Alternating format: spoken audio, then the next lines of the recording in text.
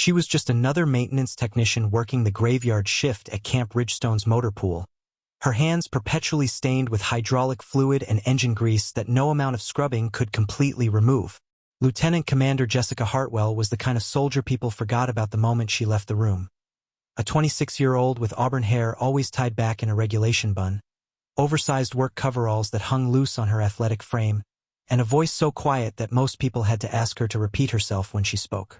For 5 years, she had maintained the battalion's fleet of M1 Abrams tanks with the kind of meticulous attention to detail that kept machines running long past their expected operational lifespan. She moved through the motor pool at 4 in the morning with the quiet efficiency of someone who belonged there, checking fluid levels, running diagnostics on fire control systems, testing ammunition loaders, and ensuring every component of those mechanical beasts met her exacting standards. The other soldiers, the ones who got the promotions and the recognition, they commanded attention when they walked into a room. Jessica commanded nothing but respect through her work. But she never expected that respect would be tested the way it was about to be. Before we jump back in, tell us where you're tuning in from, and if this story touches you, make sure you're subscribed, because tomorrow, I've saved something extra special for you. It was a Tuesday morning briefing in the battalion headquarters at Camp Ridgestone when everything changed. The 7th Cavalry Battalion had assembled for Operation Thunderstrike, a week-long mechanized warfare exercise designed to test crew coordination, tactical maneuvering, and decision-making under simulated combat pressure. The exercise was considered one of the most challenging in the training cycle. Crews would be tested on everything from basic vehicle operation to complex multi-tank tactical scenarios. Captain Raymond Kowalski, the exercise commander, stood before a wall-mounted tactical map with the kind of commanding presence that came from 20 years of military service. "We have a problem," he announced, his voice cutting through the assembled room of tank commanders and crew leaders. "Sergeant Marcus Thornton from Tank Crew 7 took a training injury yesterday. We need a replacement driver for his vehicle, and we need it now." The assembled crews shifted uncomfortably. Being assigned to an unfamiliar tank with an incomplete crew during a major battalion exercise was never ideal. Worse, the replacement had to be someone qualified on the M1 Abrams system, not just technically certified, but experienced enough to handle the stress of live tactical scenarios. Jessica was sitting in the back row, having been asked to attend the briefing to coordinate maintenance support during the exercise. She had no intention of volunteering. She had work to do, pre-exercise checks on vehicles, fuel lines to verify, suspension systems to inspect. The motor pool needed her more than any crew did. But then Captain Kowalski continued, "We're opening this up to any qualified driver, regardless of specialty. Anyone current on M1A2 certifications." There was silence. Every tank commander in the room knew that jumping into an unfamiliar vehicle during a major exercise was a recipe for disaster. No one raised their hand. Jessica did. The briefing room fell silent. Every head turned toward her. Captain Kowalski blinked, clearly processing what he'd just witnessed. "Hartwell? Your maintenance personnel." "Yes, sir," Jessica replied, her voice steady and professional. "I'm qualified on the M1A2 system, current on all driver training requirements and certifications." Sergeant First Class David Garrison, one of the most experienced tank commanders in the battalion, actually laughed. Not a pleasant laugh, the kind that suggested he'd just heard something absurd. "With respect, Captain, putting a maintenance tech in the driver's seat during Operation Thunderstrike is asking for trouble. This isn't a maintenance road test. This is combat-level simulation. We're talking about coordinated maneuvers, obstacle navigation, live fire exercises. Things get intense out there." "I understand the requirements, Sergeant," Jessica replied calmly, meeting his gaze without flinching. "Do you?" Garrison pressed, leaning forward in his seat. "Because if you freeze up or make a mistake out there, it affects the entire crew. My gunner, Tommy Reeves, has trained for 18 months with our previous driver. My loader, Private Anthony Doc Morrison, knows our procedures inside and out. We've synchronized our operations down to split-second timing.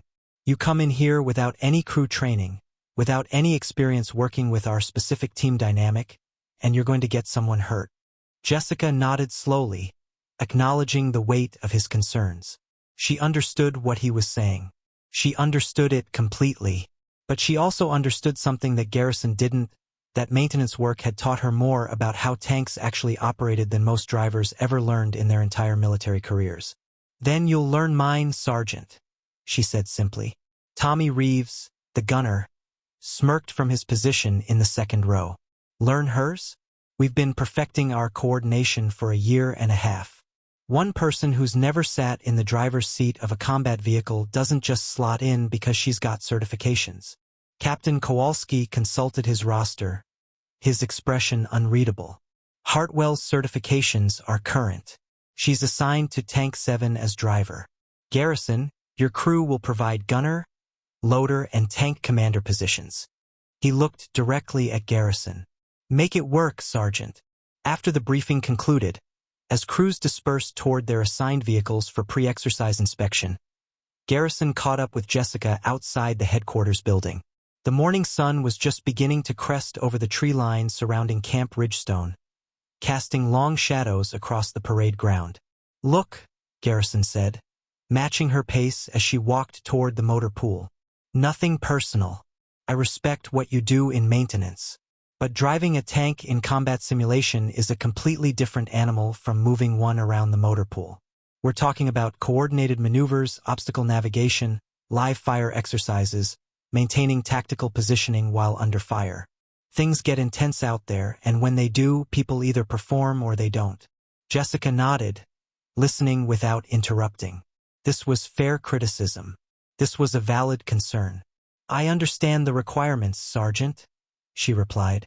Tommy Reeves and Doc Morrison caught up with them as they approached Tank 7, parked in its designated maintenance bay. "Great, we've got confidence now," Reeves said sarcastically. "A mechanic who understands the requirements. That's exactly what I want backing me up when we're executing precision gunnery at 2,000 meters. Being a mechanic means I've worked on every system in that tank," Jessica said, stopping to face all three of them. "Fire control computers, stabilization gyroscopes, track assemblies, suspension systems, hydraulic pressure regulators. I know how this machine works at a level most drivers never achieve because most drivers never have to understand what makes it work when something breaks. And something always breaks eventually." Doc Morrison whistled low. "She's got confidence. I'll give her that." The four of them approached Tank 7, a battle-tested M1 Abrams bearing the scars of countless training exercises. Gouges in the armor, scratches on the optics, small dents that documented its service history. Without being asked, Jessica circled the vehicle methodically, checking track tension, inspecting road wheels, examining external fuel cells with the practiced eye of someone who understood that mechanical failure could be deadlier than enemy fire. Garrison watched her inspection routine. Despite his reservations about her combat readiness, he couldn't fault her technical knowledge. She spotted a loose exhaust coupling that his crew had missed during their pre-exercise checks, the kind of minor detail that could cause vibration issues during high-speed maneuvers. "Mount up," he called. "Let's see what you've got, Hartwell."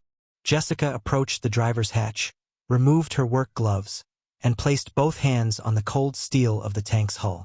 For a moment, she stood perfectly still, as if listening to something only she could hear, the way a musician might touch an instrument before playing, getting a sense of its resonance and character.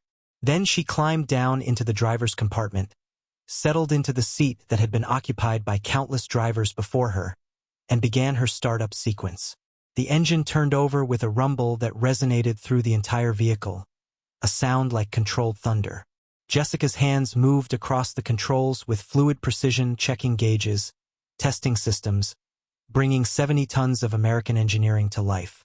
Through the intercom system, her voice came through calm and professional. "Driver ready. All systems nominal," she reported. But as they prepared to move out for the first exercise of the day, none of them, not Garrison, not Reeves, not Doc Morrison, and certainly not the skeptical observers watching from across the motor pool, realized that Jessica Hartwell had spent her off-duty hours studying far more than maintenance manuals. She had absorbed tank tactics from classified training materials. She had memorized terrain analysis of the exercise area through topographical maps. She had spent countless hours studying advanced driving techniques that most operators never attempted. And in the next 7 hours, When Operation Thunderstrike reached its climax, Garrison's crew would discover that underestimating someone based on their job title and their gender was the kind of mistake that legends were built on. They had no idea what was coming. Before we dive deeper into this incredible story, where are you watching from right now? Drop a comment below, I read every single one. And if you think Jessica's about to do something absolutely extraordinary, hit that like button and subscribe because what started as pure skepticism is about to transform into something that will change how an entire military branch thinks about armored warfare.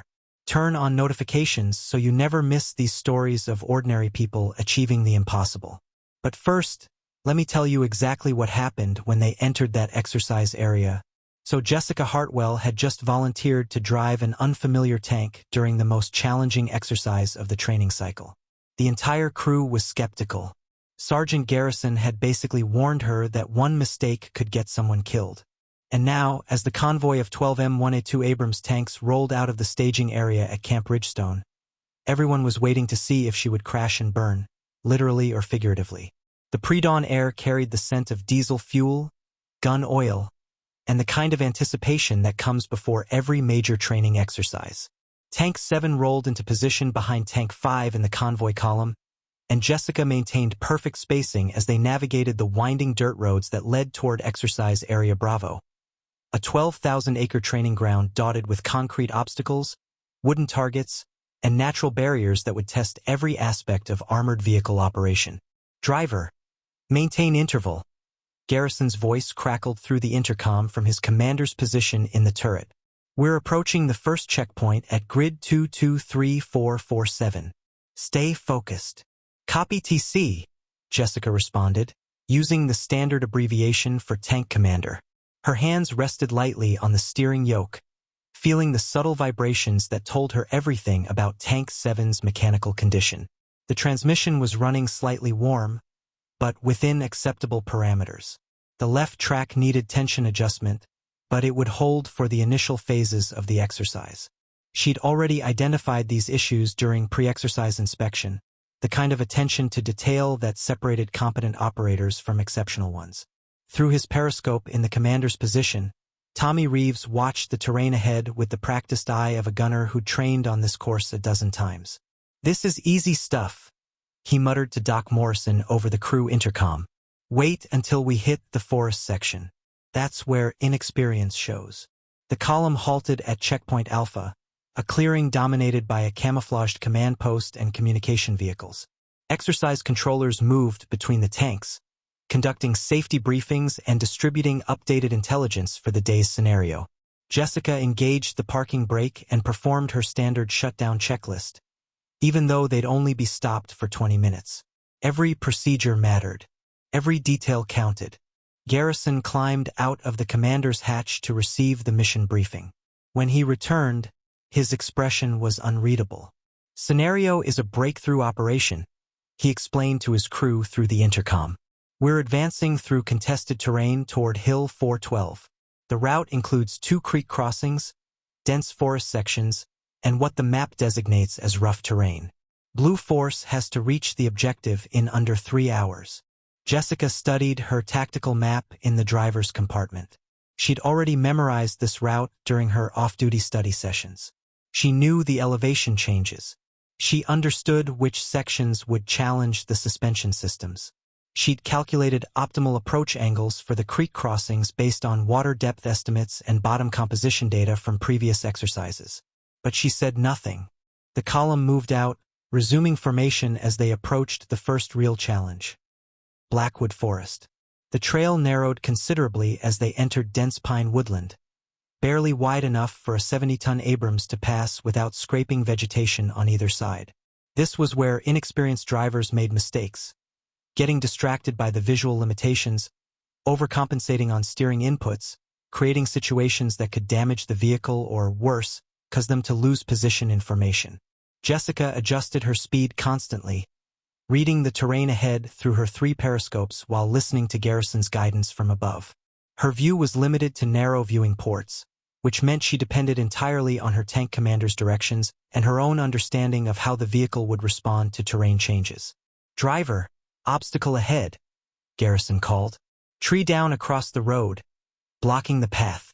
Jessica brought Tank 7 to a smooth stop, studying the fallen pine through her center periscope. The trunk wasn't thick, maybe 8 inches in diameter. I can push through it, TC. Trunk's not thick enough to stop us, she said. Negative. Back up 20 meters. We'll find another route, Garrison commanded. She shifted into reverse, backing with precision to the exact position Garrison had specified. Tank driving required absolute trust between commander and driver. The driver's vision was limited to narrow periscope views, while the commander had to guide them safely through obstacles and terrain. Most crews needed months to develop that level of coordination. They'd had 4 hours. Left track, advance. Right track, halt, Garrison commanded, guiding her through a pivot turn that swung Tank 7's nose toward a gap in the trees. Forward, easy. Watch the branches, he continued. Tank 7 pushed through the forest with surprising grace as Jessica threaded the 70-ton vehicle between obstacles that seemed too close for comfort. The suspension absorbed the uneven ground. The engine maintained steady power. The tracks gripped the soft forest soil without slipping. Tommy Reeves watched through his gunner's sight, impressed despite himself by her precise control. Not bad for a maintenance tech, he muttered, a tone of grudging respect creeping into his voice. They emerged from the treeline onto open ground, rejoining the main trail as it descended toward Serpent Creek, the first water obstacle of the exercise. The morning fog was beginning to lift, revealing a landscape that looked deceptively peaceful until you noticed the concrete bunkers, the wire obstacles, and the watching eyes of exercise controllers positioned to evaluate every move. Phase line green in sight, Garrison reported over the radio to battalion command. Tank 7 continuing mission. Jessica downshifted as they approached a steep decline, feeling the tank's weight shift forward as gravity took hold. This was still preparation. The real test was coming. The descent toward Serpent Creek revealed terrain designed specifically to challenge tank crews. The trail switched back down a series of terrace slopes, each turn requiring precise throttle control to prevent Tank 7 from building too much momentum. One mistake at this speed could send them sliding sideways or, worse, tipping. Driver, reduce speed, Garrison commanded. We're approaching the creek crossing. Stay sharp. Jessica had already begun decelerating, her eyes scanning the 3 periscopes that provided her limited view of the outside world. Through the center scope, she could see the dark line of water ahead, Serpent Creek, flanked by steep banks that funneled the crossing into a narrow corridor barely wider than their tank. Tommy Reeves rotated his turret slightly, using the gunner's primary sight to examine the water obstacle. Looks deeper than the briefing indicated, he reported. Current's running pretty strong, too. Copy, Garrison replied. Hartwell, what's your assessment? This was the moment most crews would rely entirely on their tank commander's guidance, following orders without question. But Jessica had spent too many years troubleshooting mechanical problems to accept information without verification. Permission to dismount for visual inspection, TC, she requested. Garrison paused. Most drivers never requested to leave their compartment during exercises. Granted. Make it quick. Jessica popped her hatch and emerged from the driver's position, squinting in the morning sunlight as her eyes adjusted from the dim interior of the tank. She moved with purpose toward the creek bank, kneeling to examine the approach angle and water depth. Her movements were economical, professional, like a surgeon examining a patient. Doc Morrison watched from the loader's hatch. She's taking this pretty seriously for a training exercise. Maybe too seriously, he said. This isn't rocket science, Reeves muttered. You point the tank at the water and drive through it. But Jessica was calculating variables that most crews never considered. The angle of approach would determine whether their front slope deflected water over the hull or channeled it into the engine compartment. The bottom composition would affect traction during the crossing. The exit angle would determine whether they could climb out smoothly or bog down in soft earth. She returned to the tank and dropped back into her hatch. Water depth approximately 4 feet at the deepest point. Rocky bottom with good traction.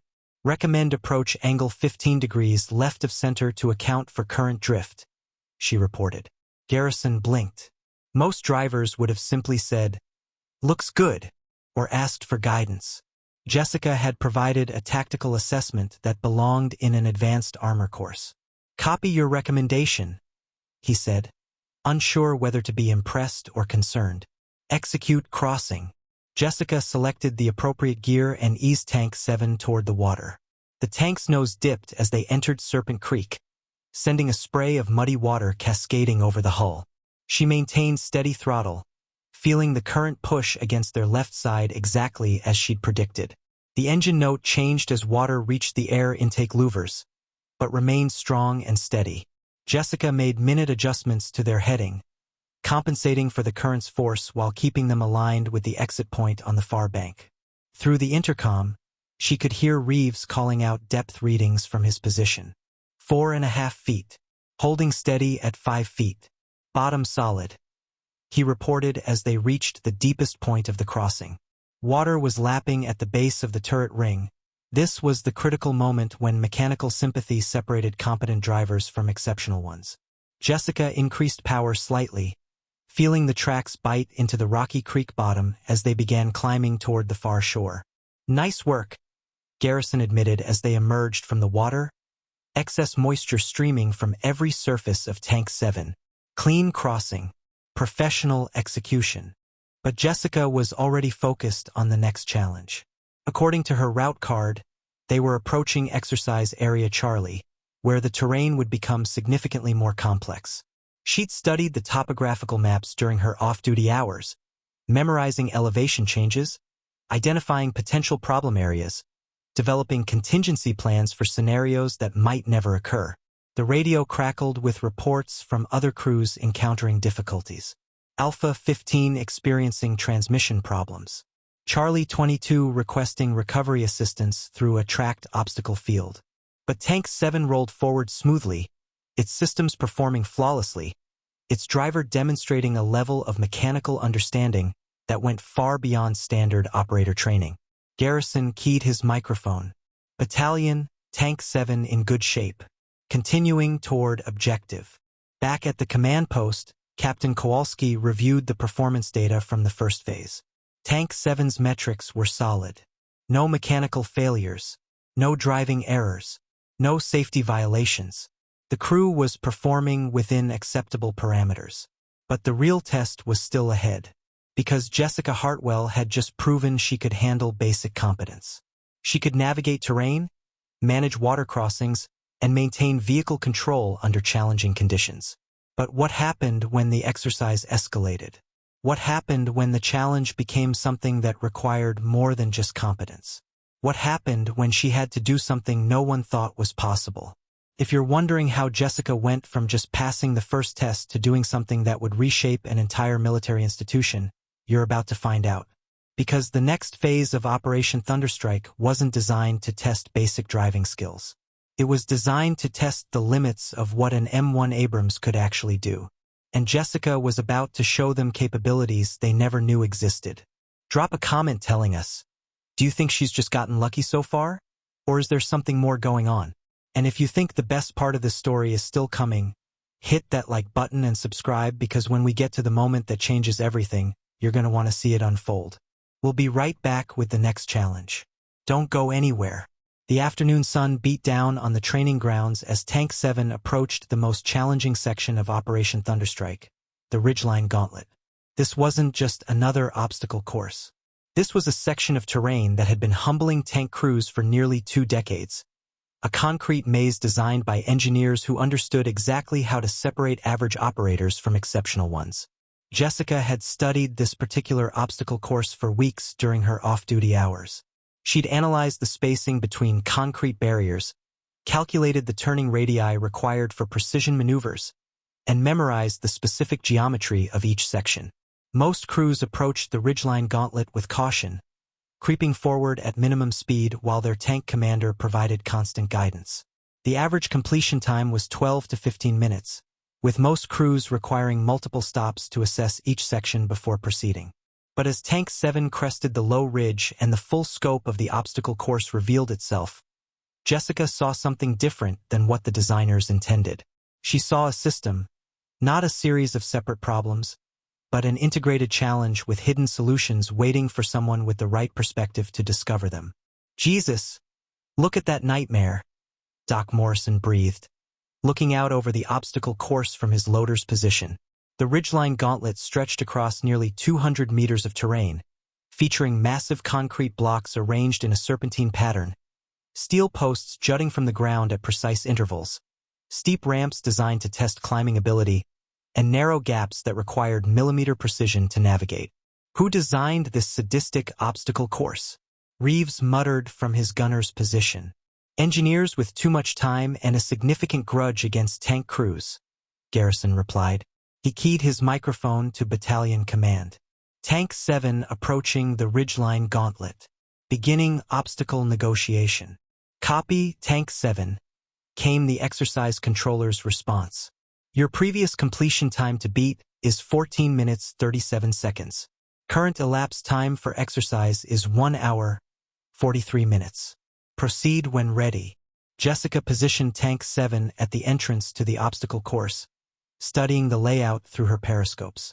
Most crews would navigate this section methodically. Advance a few meters, stop, assess the next barrier, identify the optimal path, advance again, repeat. The process was slow but safe. It was also predictable, which meant the course's designers had built it to punish predictability.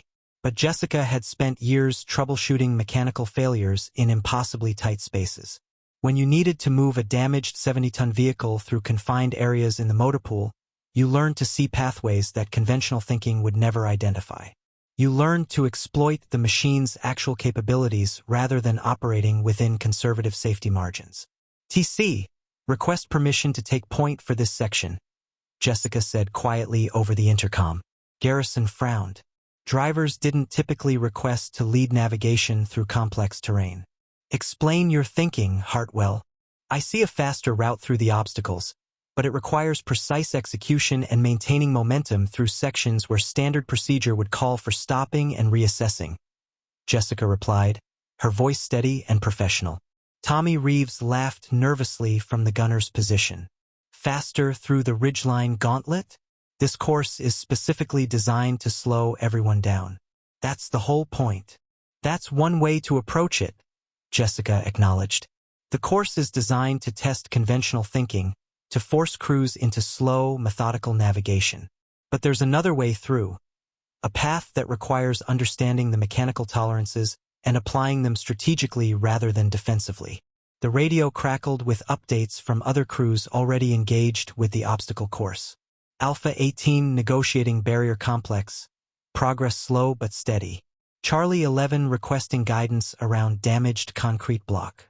Every crew was treating the ridgeline gauntlet like a puzzle to be solved methodically, step by step. But Jessica understood something they didn't, that sometimes the best solution lay in reimagining the problem entirely. Show us what you've got, Hartwell, Garrison said finally. But if you put us into a concrete barrier, you're buying the first round when we get back to base. A faint smile crossed Jessica's face, though it was invisible to everyone else in the tank. Copy that, TC. She positioned Tank 7 at the entrance to the obstacle course, hands steady on the controls, eyes scanning for the reference points she'd identified during her study sessions. The first concrete barrier loomed ahead like a monolithic gateway, its edges scarred by countless tank encounters over the years. Between the primary obstacle and the secondary barrier positioned 30 meters beyond it, there was a gap, not an obvious route, but a pathway that revealed itself once you understood the specific geometry involved. Steady as she goes, Garrison coached from above, his voice tight with concentration. You've got clearance on both sides, but not much. Jessica made a minute correction to their heading, feeling Tank 7 respond with the precision of a well-tuned instrument. They threaded through the first obstacle cleanly, but instead of stopping to assess the next barrier as standard procedure demanded, she maintained forward momentum while scanning for her next reference point. Hartwell, halt for assessment, Garrison commanded. Standard protocol for obstacle courses required stopping at regular intervals to confirm proper alignment and plan the next movement. Negative, TC. I have visual on the path ahead, Jessica replied, her voice filled with absolute confidence but completely free of arrogance. She understood what she was doing. She'd calculated it. She'd seen it in her mind 100 times during her preparation. This was where most tank commanders would override their driver, asserting command authority to ensure safe navigation. But something in Jessica's voice, that quiet certainty that came only from genuine understanding, made Garrison hesitate just long enough for her to commit them to the next phase of her planned route.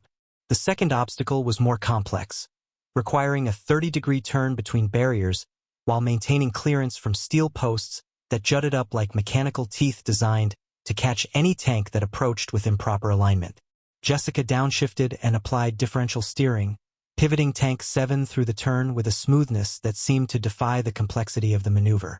The tank's left track slowed while the right track maintained speed, creating a precise arc that aligned them perfectly with the gap ahead. Corporal Reeves watched through his gunner's sight, his earlier skepticism beginning to shift toward grudging respect. "She's reading the terrain like a road map," he muttered to Doc Morrison over the intercom. "That shouldn't be possible from the driver's compartment." "She's been studying this course since we arrived at Camp Ridgestone," Doc replied, comprehension dawning in his voice. "I saw her with the topographical maps during downtime. She's not just driving.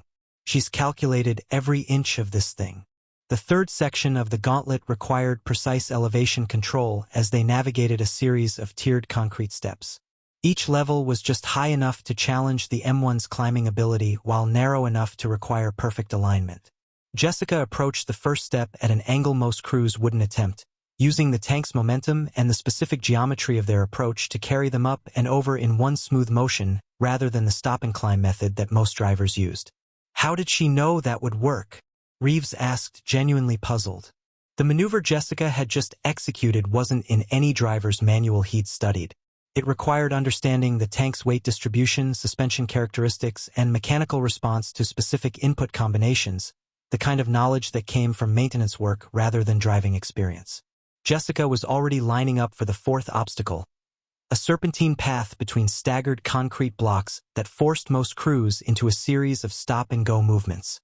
But she saw the rhythm hidden in the obstacle's design, the specific sequence of turns and adjustments that would allow continuous movement through the entire section without losing momentum. "TC, recommend maintaining current speed," she advised. "I can see a flow pattern through this section." Donovan felt his pulse quicken. Jessica was asking him to trust her judgment through a section of terrain that had challenged experienced crews for years. This was the moment where trust either became justified or catastrophically broken. "Hartwell, this isn't the motor pool," Garrison said, a note of caution in his voice. "If you miscalculate, we'll clear it clean," Jessica interrupted, something she'd never done before. A breach of radio protocol that should have resulted in immediate disciplinary action. But there was something in her tone that transcended military hierarchy. The quiet authority of someone who understood their equipment so completely that doubt became irrelevant. Garrison made a command decision that would either validate Jessica's confidence or end his career. "Execute." Tank 7 flowed through the serpentine obstacles like water finding its natural course downhill. Jessica's hands moved constantly on the controls, making adjustments that were measured in degrees and inches while maintaining the forward momentum that kept them ahead of the timeline every other crew was fighting. The radio crackled with increasingly frustrated reports from other tank crews. Alpha 18 still negotiating barrier complex. Estimate 20 minutes to completion. Came one transmission. Charlie 11, request engineer support. Concrete block shifted during navigation attempt. Came another. Every other crew in the exercise was treating the Ridgeline Gauntlet like an enemy to be defeated through patience and methodical progression. Jessica treated it like a puzzle with a solution hidden in plain sight, waiting for someone with the right perspective to recognize it. They approached the final obstacle, a combination barrier that required climbing over a concrete ramp while threading between steel posts positioned to catch any tank that approached with improper alignment. It was the section that eliminated most crews who had made it through the earlier challenges, forcing them into time-consuming repositioning maneuvers that could add 5 or 6 minutes to their completion time.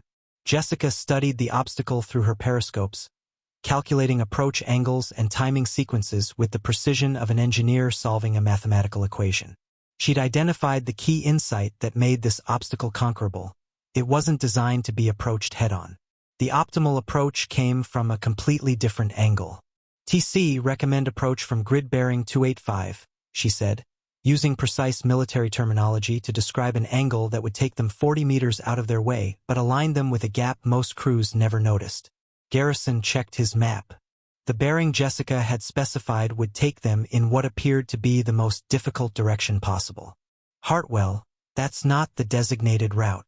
It's not the obvious route, Jessica corrected. But it's the efficient one. She executed the approach she'd planned, bringing Tank 7 around to the bearing she'd specified. From this angle, the final obstacle revealed its hidden geometry, a path that would allow them to climb over the concrete ramp while using the steel posts as navigation guides rather than impediments. "I'll be damned," Doc Morrison whispered as understanding crystallized in his mind. "She's using the posts to funnel us through the perfect approach angle." It was the kind of insight that came from understanding machines at a level most operators never reached. Jessica saw the gauntlet not as an obstacle course but as a mechanical system with specific tolerances and optimal performance parameters. She understood that those parameters could be exploited by someone willing to think beyond conventional doctrine. Tank 7 climbed the final ramp with textbook precision, threading between the steel posts with millimeters to spare on either side. They crested the obstacle and descended onto the flat ground beyond, completing the ridgeline gauntlet in 8 minutes and 23 seconds. The radio fell silent. Then the exercise controller's voice crackled through their headsets, barely concealing shock. "Tank 7, confirm your completion time for the obstacle course." Garrison keyed his microphone, still processing what had just happened. "Exercise control, Tank 7 completed ridgeline gauntlet in 8 minutes 23 seconds. All obstacles cleared without contact. No mechanical damage." Another pause, longer this time, as if the exercise controller was reviewing the data twice to make sure he'd heard correctly. "Tank 7, stand by for verification," came the response. Jessica brought Tank 7 to a smooth stop in the completion area, shutting down to idle power while exercise controllers swarmed around their vehicle, checking for damage, confirming that they had indeed completed the course in record time without a single scrape or penalty. But the real test was just beginning, because what Jessica had accomplished in the Ridgeline Gauntlet was merely a preview of capabilities that would soon reshape everything Garrison's crew thought they knew about the quiet mechanic who had volunteered for their tank. The completion area beyond the Ridgeline Gauntlet buzzed with activity as exercise controllers swarmed around Tank 7, conducting their verification protocol. They measured distances between the concrete barriers and the tank's hull, examined the track marks for any signs of contact, reviewed the recorded timing data from multiple angles. Every measurement confirmed the impossible. An obstacle course that had frustrated tank crews for nearly 2 decades had been conquered in record time without a single mechanical issue. Staff Sergeant Helen Prescott, commander of one of the battalion's most experienced crews, approached Garrison as he emerged from his commander's hatch. Her expression was a mixture of disbelief and professional curiosity. Helen had led her crew through the Ridgeline Gauntlet dozens of times. Her best completion was 11 minutes 48 seconds, a mark she'd been proud of until exactly 13 minutes ago. "Jake, what the hell just happened back there?" she called up to Garrison, her voice tight with a blend of impressed and frustrated. "My crew's been through that course dozens of times. Best we ever managed was 11 minutes 48 seconds. You just cut 6 minutes off that time like you discovered a wormhole through the obstacles." Garrison climbed down from the turret, still processing the implications of what he'd witnessed. In 18 years of military service, he'd never experienced anything that challenged his understanding of tank capabilities the way the past 30 minutes had. His hands were still slightly shaky from the adrenaline of maintaining command composure while his driver executed maneuvers that seemed to violate established procedures. "Honestly, Helen, I'm not sure I can explain it," he admitted. "Hartwell saw lines through those obstacles that I've never noticed before. She didn't approach the course like a puzzle to solve step by step. She approached it like—" He paused, searching for the right words. "Like she was reading a map someone else couldn't see." Jessica remained in the driver's compartment, conducting her post-movement checks with characteristic thoroughness. Engine temperature normal. Transmission fluid pressure within parameters. Track tension unchanged from pre-exercise measurements. To her, the mechanical condition of Tank 7 was more important than the impressed murmurs of the gathering crowd. Her focus stayed internal, methodical, grounded in the fundamentals that made everything else possible. Captain David Hartwell, no relation to Jessica, despite sharing a surname, the exercise safety officer, approached with his clipboard and measuring tape. The captain was responsible for ensuring that all training exercises met safety standards and that vehicles weren't being operated beyond their mechanical design tolerances. What he'd observed in Tank 7's performance had triggered several warning flags that needed investigation. Sergeant Hartwell, I need to understand your route selection through the barrier complex, he said. His tone professional but weighted with concern. Some of the approaches you took aren't in the standard tactical manual. That serpentine section with continuous momentum, that's not a documented maneuver. The diagonal ascent over the third obstacle, that required calculations that most crews spend months developing through trial and error, if they ever figure it out at all. Jessica finally emerged from her hatch, squinting in the bright afternoon sun. She grabbed a maintenance rag and wiped the hydraulic residue from her hands, old habits from the motor pool, even in the midst of an extraordinary moment. When she finally looked at Captain Hartwell directly, her expression was completely calm and matter-of-fact. Which approaches specifically, sir? She asked. The diagonal ascent over the third obstacle, the lateral approach to the final ramp. Those maneuvers require calculations that most crews spend months developing, Captain Hartwell explained. You calculated approach angles and material stress factors that aren't part of standard training. How did you arrive at those specific solutions? The physics are straightforward once you understand the tank's performance envelope, sir, Jessica replied without hesitation. She wasn't defensive or evasive. She was simply stating facts the way a mechanic might explain why a particular repair procedure worked. Ground pressure, approach angles, center of gravity displacement. The obstacles are designed with specific tolerances. Understanding those tolerances makes the course navigable in ways that conservative operating procedures never explore. Garrison watched this exchange with growing awareness. His driver, the mechanic he doubted just hours ago, was discussing advanced vehicle dynamics with an exercise safety officer like she was reviewing a maintenance report. Captain Hartwell stared at Jessica with a mixture of professional concern and genuine curiosity. You calculated ground pressure ratios during a live exercise? The calculations were done before we started moving, Jessica corrected. I studied the obstacle specifications during the planning phase and conducted route analysis during off-duty hours to determine optimal approach vectors for each section.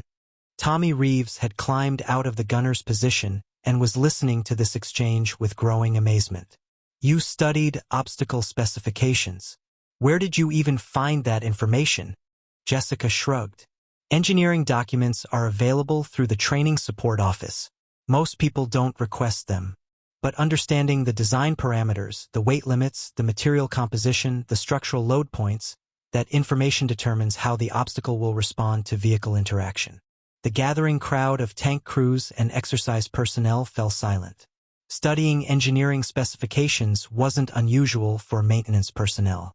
But applying that knowledge to tactical maneuvering at the operational level was something else entirely. Riley had approached the exercise with a level of preparation that bordered on obsessive dedication. Staff Sergeant Prescott stepped forward, her earlier frustration transforming into professional respect. Hartwell, how long did you spend preparing for this exercise? I reviewed the available technical data and conducted route analysis during off-duty hours over the past 3 weeks, Jessica replied. I had access to the obstacle specifications, topographical surveys, and previous exercise reports. Cross-referencing that data with M1A2 performance characteristics provided the information necessary to identify optimal approach vectors.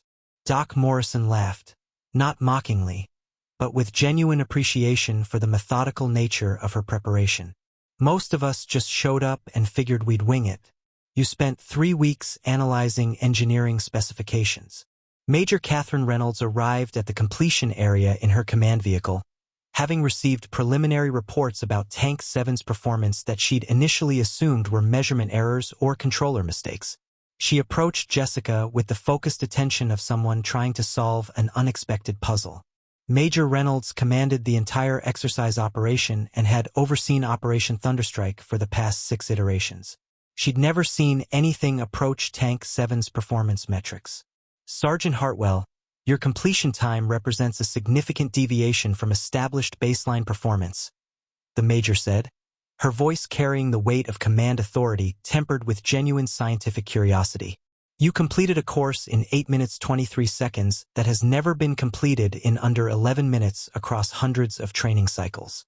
I need to understand whether this was exceptional execution or if we've been underutilizing the course's design potential. Jessica considered the question seriously, taking her time before responding. She understood that this wasn't casual conversation. This was an official inquiry into her performance methodology.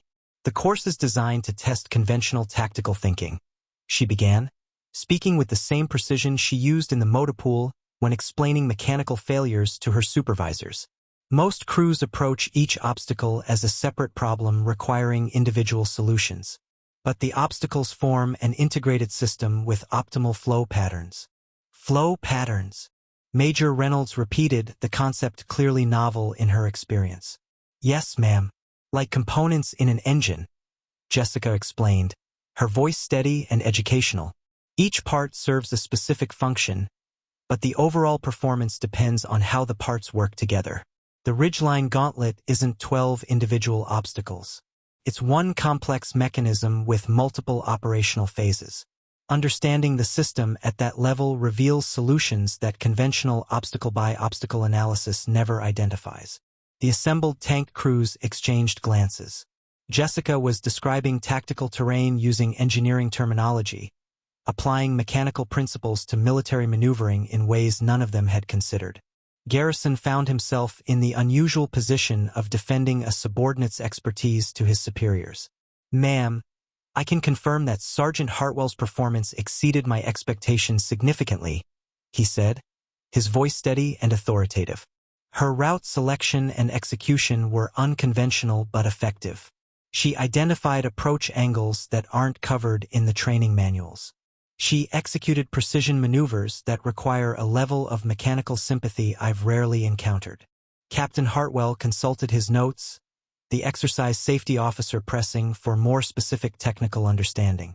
The next phase of the exercise is the live fire engagement, tank-on-tank scenarios with simulated ammunition. That's considerably more complex than obstacle navigation. Are you prepared for that level of tactical integration, Sergeant? Jessica met his gaze directly. I've reviewed the engagement protocols and studied the ballistic computers. The fire control systems are similar to diagnostic computers I work with regularly in the motor pool. Computer systems follow logical protocols regardless of their application. Tommy Reeves laughed, but this time with genuine humor rather than skepticism. Similar to diagnostic computers, the M1A2 fire control system is one of the most sophisticated targeting platforms in the world. Computer systems follow logical protocols regardless of their application, Jessica repeated calmly.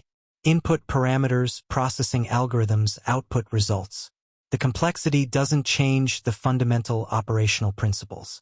Whether it's calculating engine efficiency ratios or generating firing solutions, the underlying logic remains consistent. Staff Sergeant Prescott shook her head in amazement. You're talking about tank gunnery like it's troubleshooting a transmission problem. Systematic analysis applies to any complex mechanism, Jessica responded.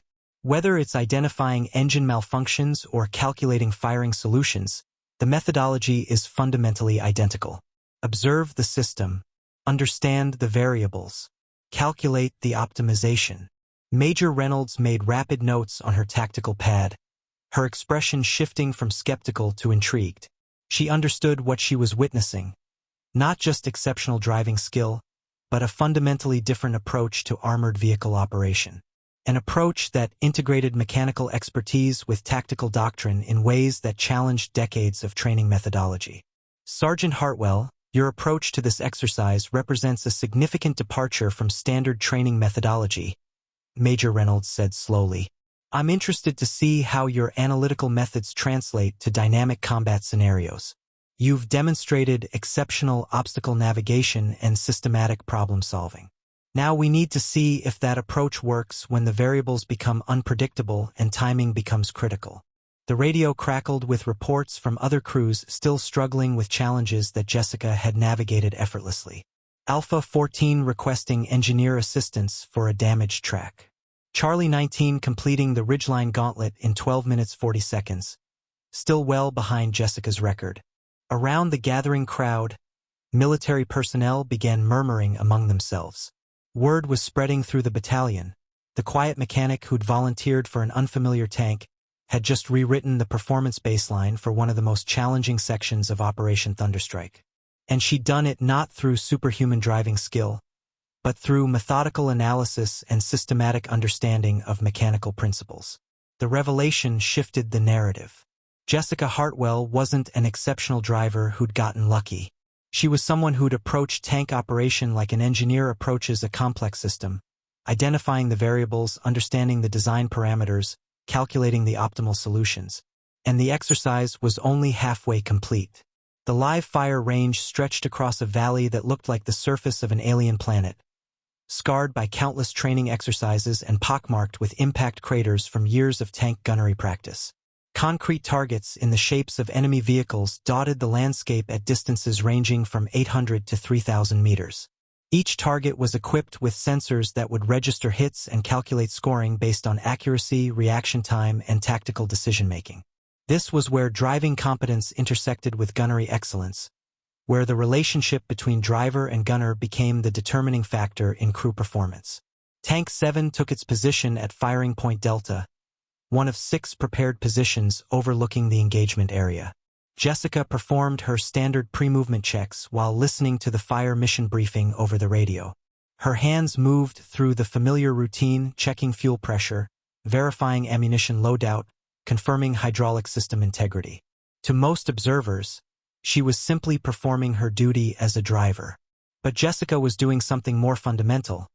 She was understanding the mechanical stress that would be applied to Tank 7 during the upcoming gunnery exercise and preparing the vehicle accordingly.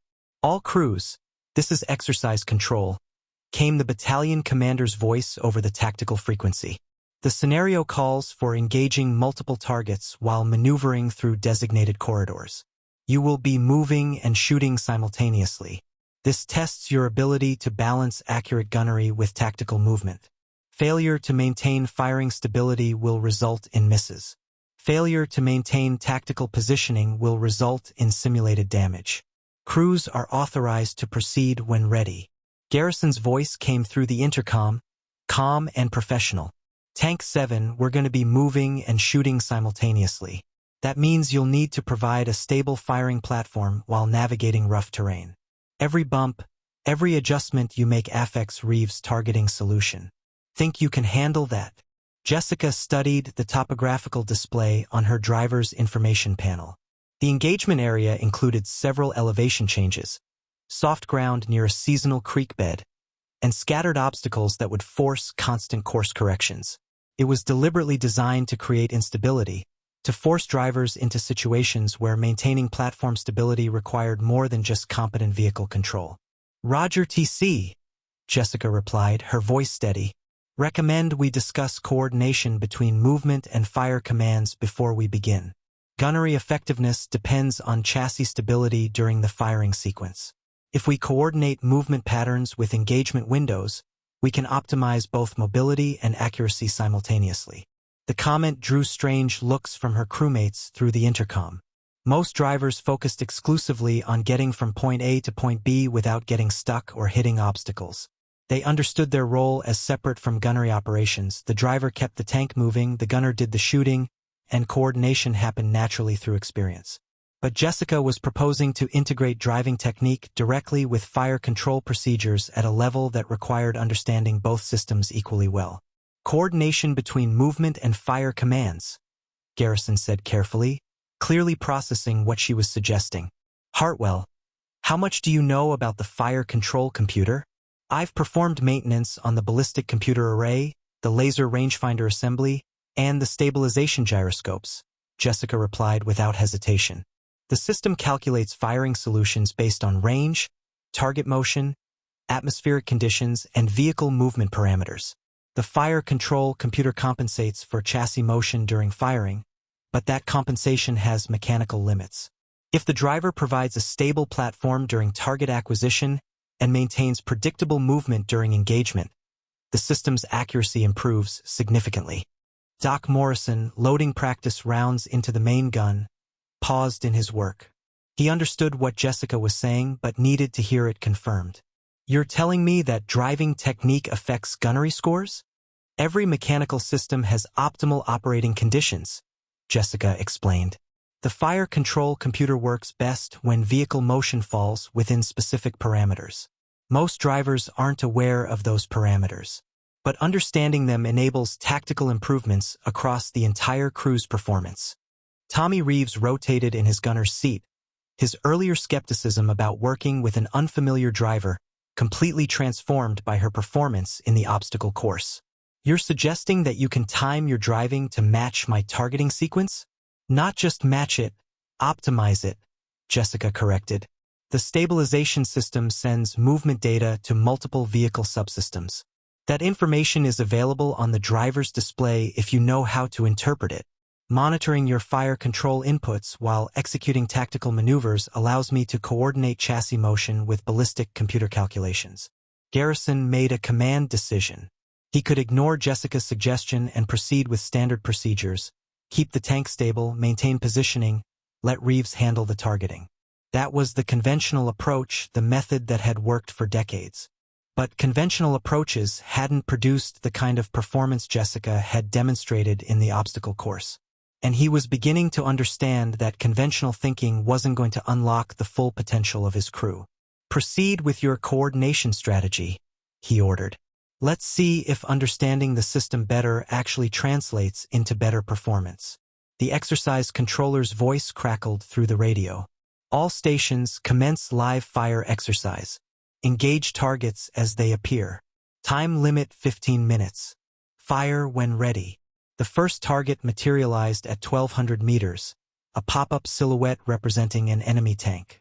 Tommy Reeves acquired the target through his thermal sight while the laser rangefinder calculated distance and the ballistic computer generated a firing solution. The process took approximately 8 seconds, standard performance for an experienced gunner. Target acquired, Reeves reported, his voice calm and professional. Ready to engage.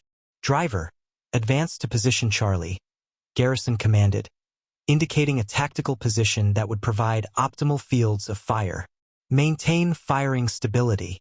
Jessica engaged the transmission and began moving toward their next position. But instead of the rough, bouncing ride most crews experience during movement to contact scenarios, she selected a path that minimized chassis disruption.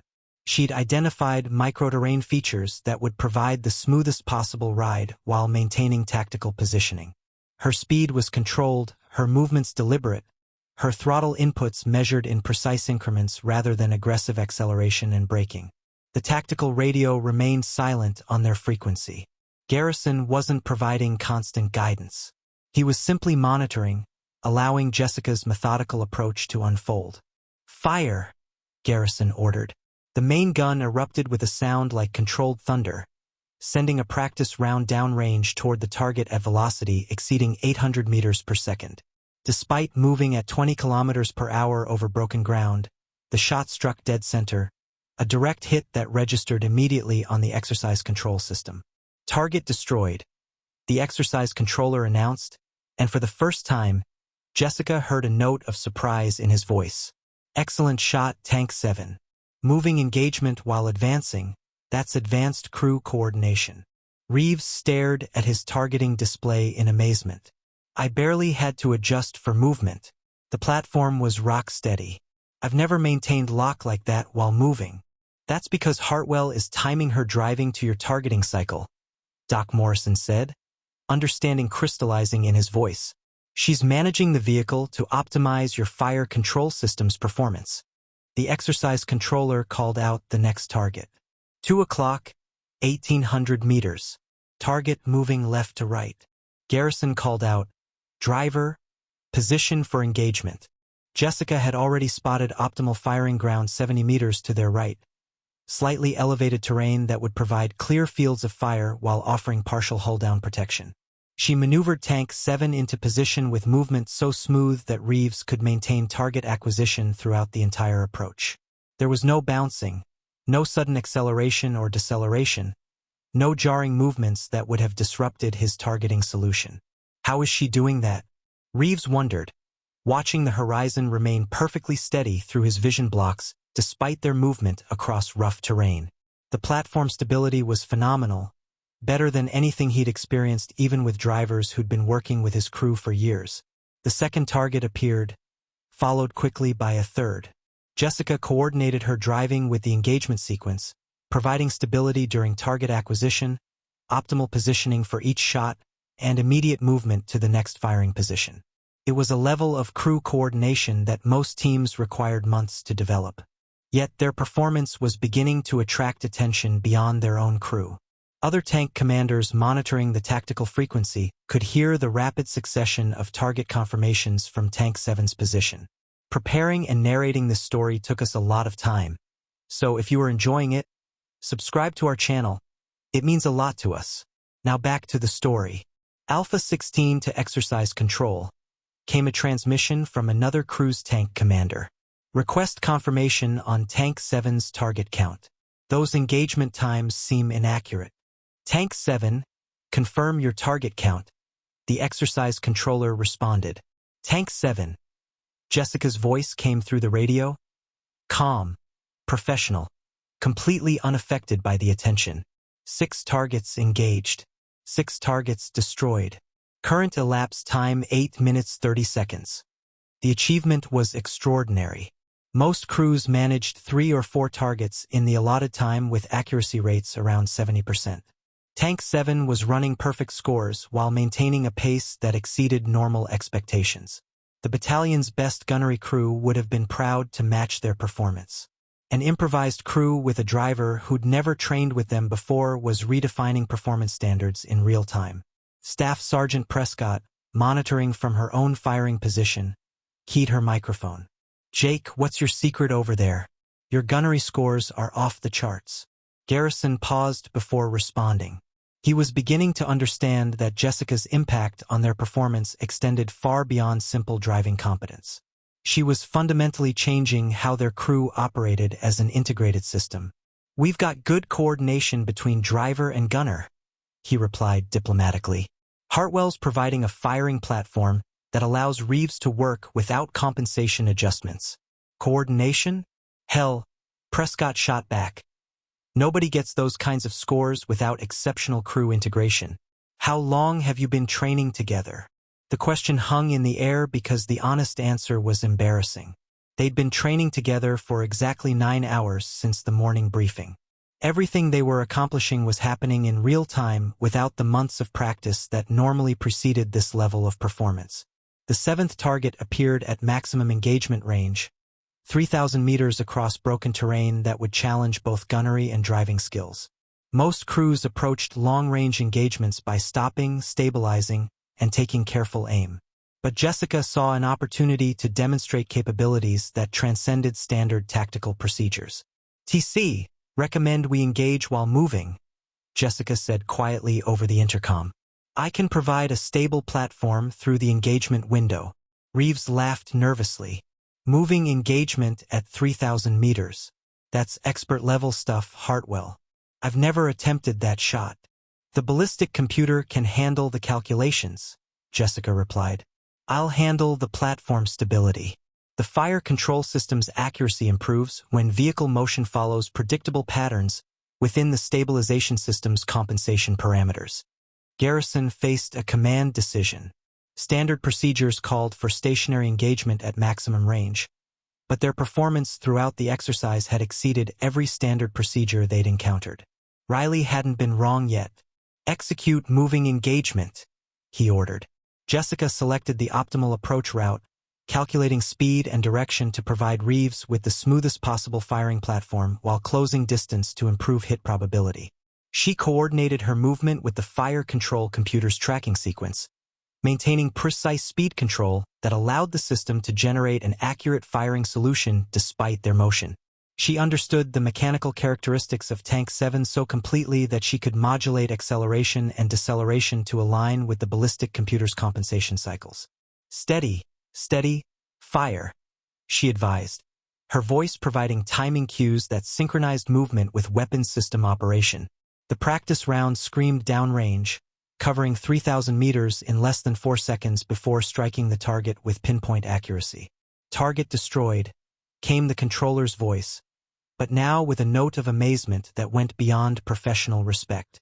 Tank 7, that was a moving engagement at maximum range. Confirm your procedures.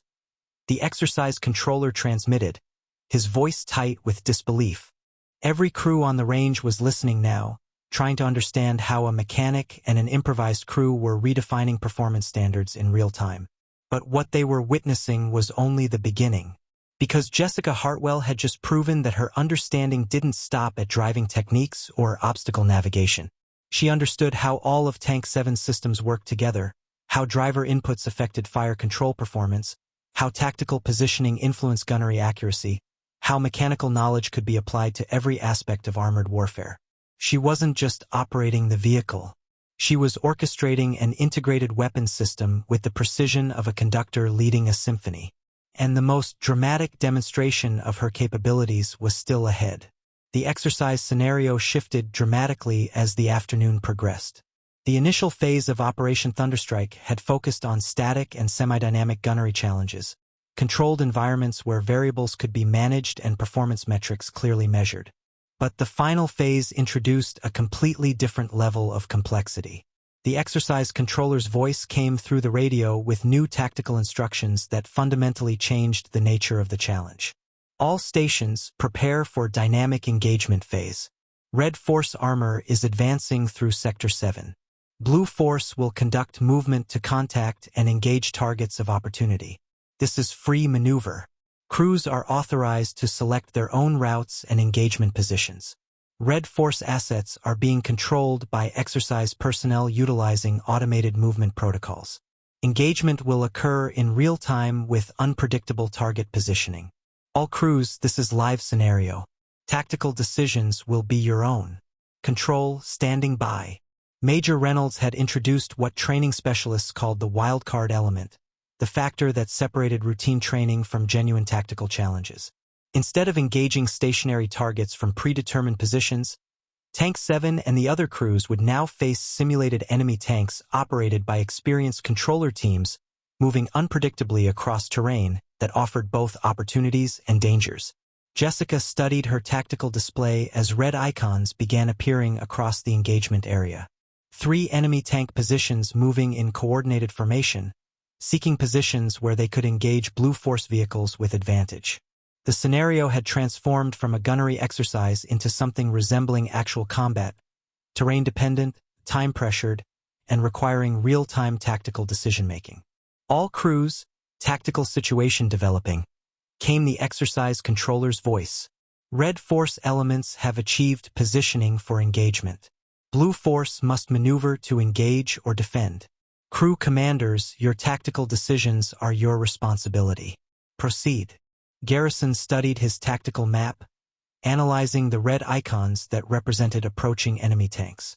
They were positioned along a ridgeline that provided elevation advantage and clear fields of fire across the engagement area. Standard doctrine called for Blue Force to maintain covered positions and engage from defensive postures. The established procedure was sound, tested through decades of armored warfare experience. Driver, head for ridge position 184.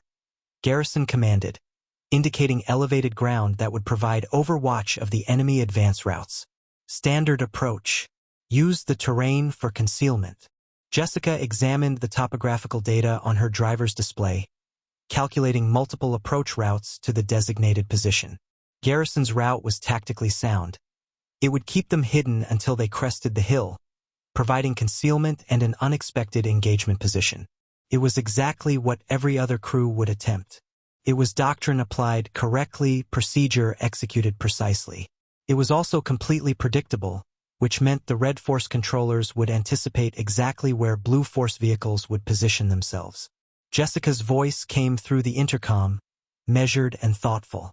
TC, recommend alternative approach via grid 447392. Garrison checked his map. The grid coordinates Jessica had specified indicated a route that seemed to violate basic tactical principles. The approach would take them across open ground where they could be spotted and engaged by Red Force before reaching firing position. Negative, Hartwell, Garrison responded. That approach leaves us exposed. Enemy can acquire and engage us before we're in position to return fire effectively. Copy TC, Jessica acknowledged, beginning to execute the route Garrison had ordered. But her mind was already working through contingencies and alternative scenarios. 6 years of troubleshooting mechanical failures had taught her that sometimes the obvious solution wasn't the optimal solution. Sometimes you had to accept calculated risks to achieve results that conventional methods couldn't deliver. The difference between accepting risk blindly and accepting risk strategically came down to understanding the variables involved. Tank 7 moved toward the ridge position using terrain features for concealment, following doctrine that had been developed through decades of armored warfare experience. The route was safe, predictable, and completely expected. As they approached their intended firing position, Jessica noticed something in the enemy movement patterns that made her previous recommendation suddenly relevant. The Red Force tanks were positioning themselves to engage Blue Force vehicles as they occupied the obvious overwatch positions. Ridge 184 was turning into a kill zone, and every Blue Force crew following standard tactics was moving directly into it. Contact, 12 o'clock, 2,200 meters, Tommy Reeves reported, acquiring one of the Red Force tanks through his thermal sight. Target is moving left to right, seeking firing position. Heavy armor configuration. Looks like a combat scenario tank, not a training model. Jessica watched the tactical display as additional red icons appeared. The Red Force tanks were positioning themselves with the specific intent of engaging Blue Force vehicles at the moment they occupied the obvious tactical positions. It was a classic ambush scenario, use predictability against discipline. TC, Jessica said urgently, her voice cutting through the intercom frequency. Recommend immediate displacement to alternate position. Current route leads to enemy engagement area. They're anticipating our approach to Ridge 184. Garrison was tracking the same tactical picture on his map, recognizing the developing threat. But displacing from their planned position meant abandoning the mission and seeking alternative ground that might not provide adequate fields of fire. The command decision weighed on him. Follow doctrine or trust his driver's assessment of a threat that hadn't materialized yet. The tactical radio erupted with urgent transmissions. Alpha 22. Taking fire. We're pinned down at grid 445398. Request immediate support. The voice of Staff Sergeant Prescott came through the frequency, urgent and strained. Multiple Red Force contacts engaging our position. We need covering fire. The tactical situation was deteriorating rapidly. Red Force had anticipated Blue Force movements and positioned themselves to engage from superior positions. Standard tactics were leading to predictable results, and those results were catastrophic for the Blue Force crews. 2 tanks had already reported direct fire impacts. 1 crew was calling for emergency support. The exercise controller's voice cut through the chaos. Tank 7, Blue Force is under engagement. You are cleared to provide supporting fire to Alpha 22. Expedite movement to firing position. All crews, Red Force has tactical advantage. Blue Force casualties are being assessed. This exercise is becoming a tactical failure scenario. Jessica made a decision that technically violated the established chain of command but represented the kind of instinctive tactical judgment that separated average operators from exceptional ones. Instead of waiting for Garrison's orders regarding the new mission parameters, she altered their course toward the grid coordinates she'd identified earlier, the position she'd recommended but he had rejected. Hartwell, what are you doing? Garrison demanded as he realized they were deviating from his planned route. His voice carried the tone of a commander whose authority was being challenged, even if the challenge came from someone he was beginning to recognize as exceptionally competent. Providing supporting fire from a position they won't anticipate, Jessica replied, her voice calm despite the tactical complexity of what she was attempting. You're taking us across open ground. They'll spot us before we reach firing position. Not if we move fast enough and use the terrain shadows correctly, Jessica explained. She'd calculated an approach that exploited micro-terrain features invisible to most tactical observers. Shallow depressions, scattered vegetation, elevation changes that appeared insignificant on tactical maps, but could provide concealment for a tank crew that understood how to use them. She increased their speed to 40 kilometers per hour, faster than most crews would attempt to cross broken ground, while following a serpentine route that kept them in terrain shadows created by rising and falling ground features. The movement required precise throttle control and split-second timing to coordinate their passage between concealment features. No standard training manual covered this approach. No procedure manual documented this technique. Jesus, Hartwell, Doc Morrison called out as they bounded over a small ridge, the entire tank shuddering with the impact of high-speed maneuver over rough terrain. Slow down before you throw a track. But Jessica understood Tank 7's mechanical limits better than anyone else in the crew. She knew exactly how much stress the tracks could handle, how the suspension would respond to high-speed maneuvers, how the engine would perform under sustained load. 6 years of maintaining these machines had given her insights that couldn't be learned from technical manuals or operator handbooks. She understood the M1 Abrams the way a concert violinist understands their instrument. Every nuance, every capability, every limitation. The radio crackled with urgent updates from other crews engaged with Red Force. Alpha 22 was requesting medical support. Charlie 16 was reporting partial track damage from impacts. The dynamic engagement phase had become a tactical nightmare scenario where conventional thinking was being punished by prepared opposition.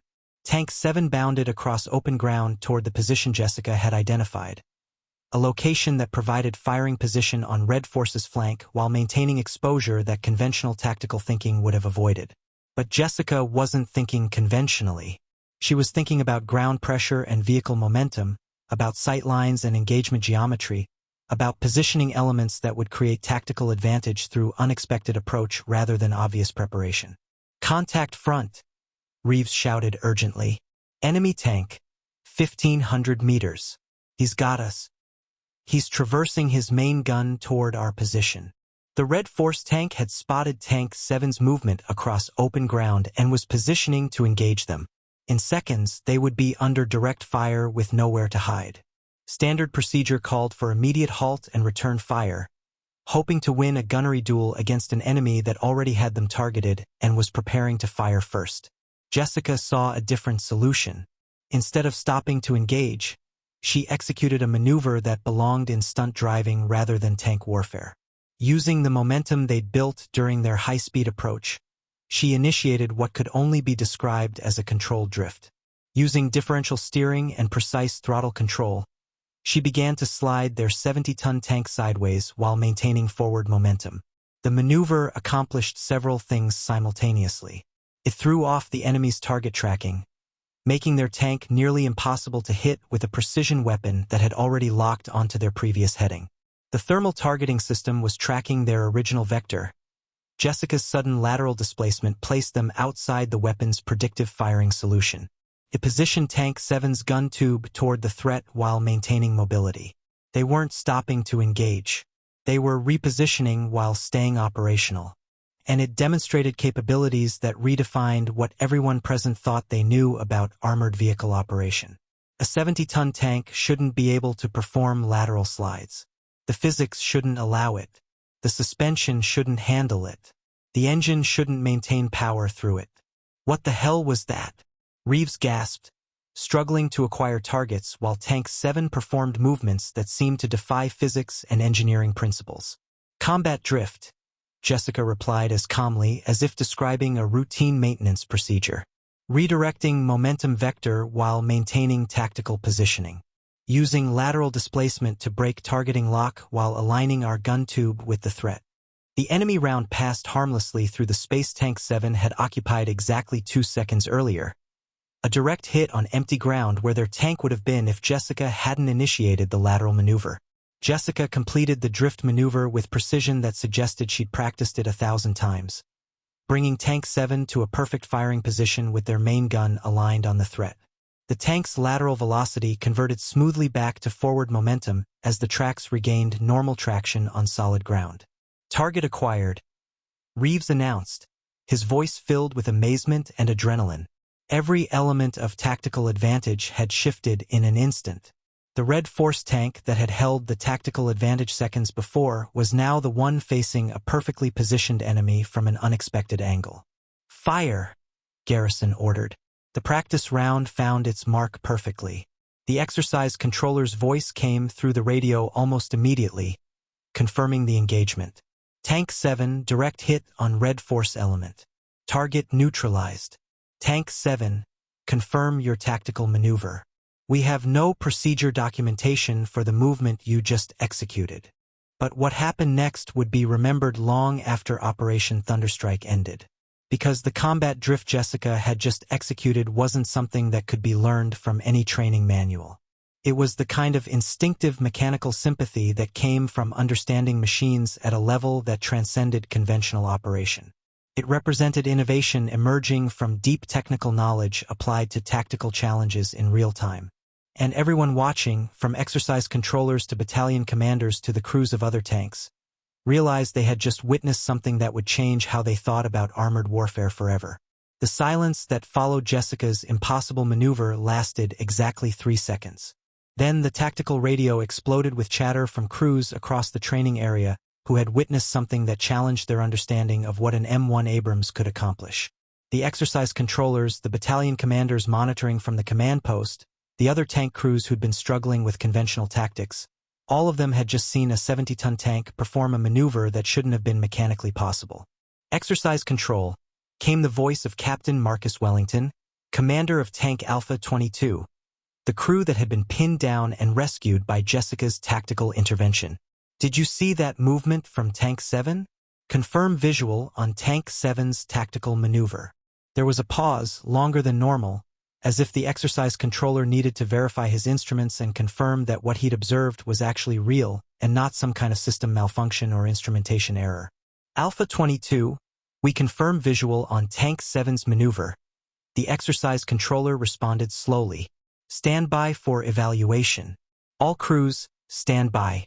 Exercise control is conducting immediate assessment. Jessica brought Tank 7 to a complete stop in perfect firing position, the engine settling to idle as if the preceding 40 seconds of physics-defying maneuvering had been nothing more than routine maintenance work. She conducted her standard post-movement checks with characteristic methodical attention. Engine temperature remained nominal, hydraulic pressure stable, track tension unchanged despite the lateral stress of the combat drift. All systems remained within operational parameters throughout the procedure. Through the intercom, she could hear her crew struggling to process what had just happened. They'd experienced the maneuver from the inside, felt the tank tilt on its tracks, experienced the lateral acceleration, sensed the mechanical stress being applied to components designed for forward and reverse motion, not sideways displacement. "Hartwell," Garrison said slowly, his voice barely above a whisper over the intercom. "What exactly did you just do to my tank?" "Executed a momentum-redirected positioning maneuver," Jessica replied, monitoring engine temperature and track tension with her usual methodical attention. All systems remained within operational parameters throughout the procedure. Tommy Reeves rotated his gunner's sight to scan for additional threats, but his hands were shaking slightly from the adrenaline and the recognition of what he'd just experienced. Operational parameters. You just made a 70-ton tank drift like a sports car. That's not operational, that's supernatural. The physics are straightforward once you understand the traction coefficients and center of gravity relationships, Jessica explained, her tone matter-of-fact, as if discussing tire pressure rather than a maneuver that had never been documented in military literature or training manuals. Using differential steering to manipulate track speed creates lateral acceleration. Precise throttle control maintains forward momentum while the lateral vector is being redirected. The key is understanding the stress limits and executing the maneuver within a narrow timing window.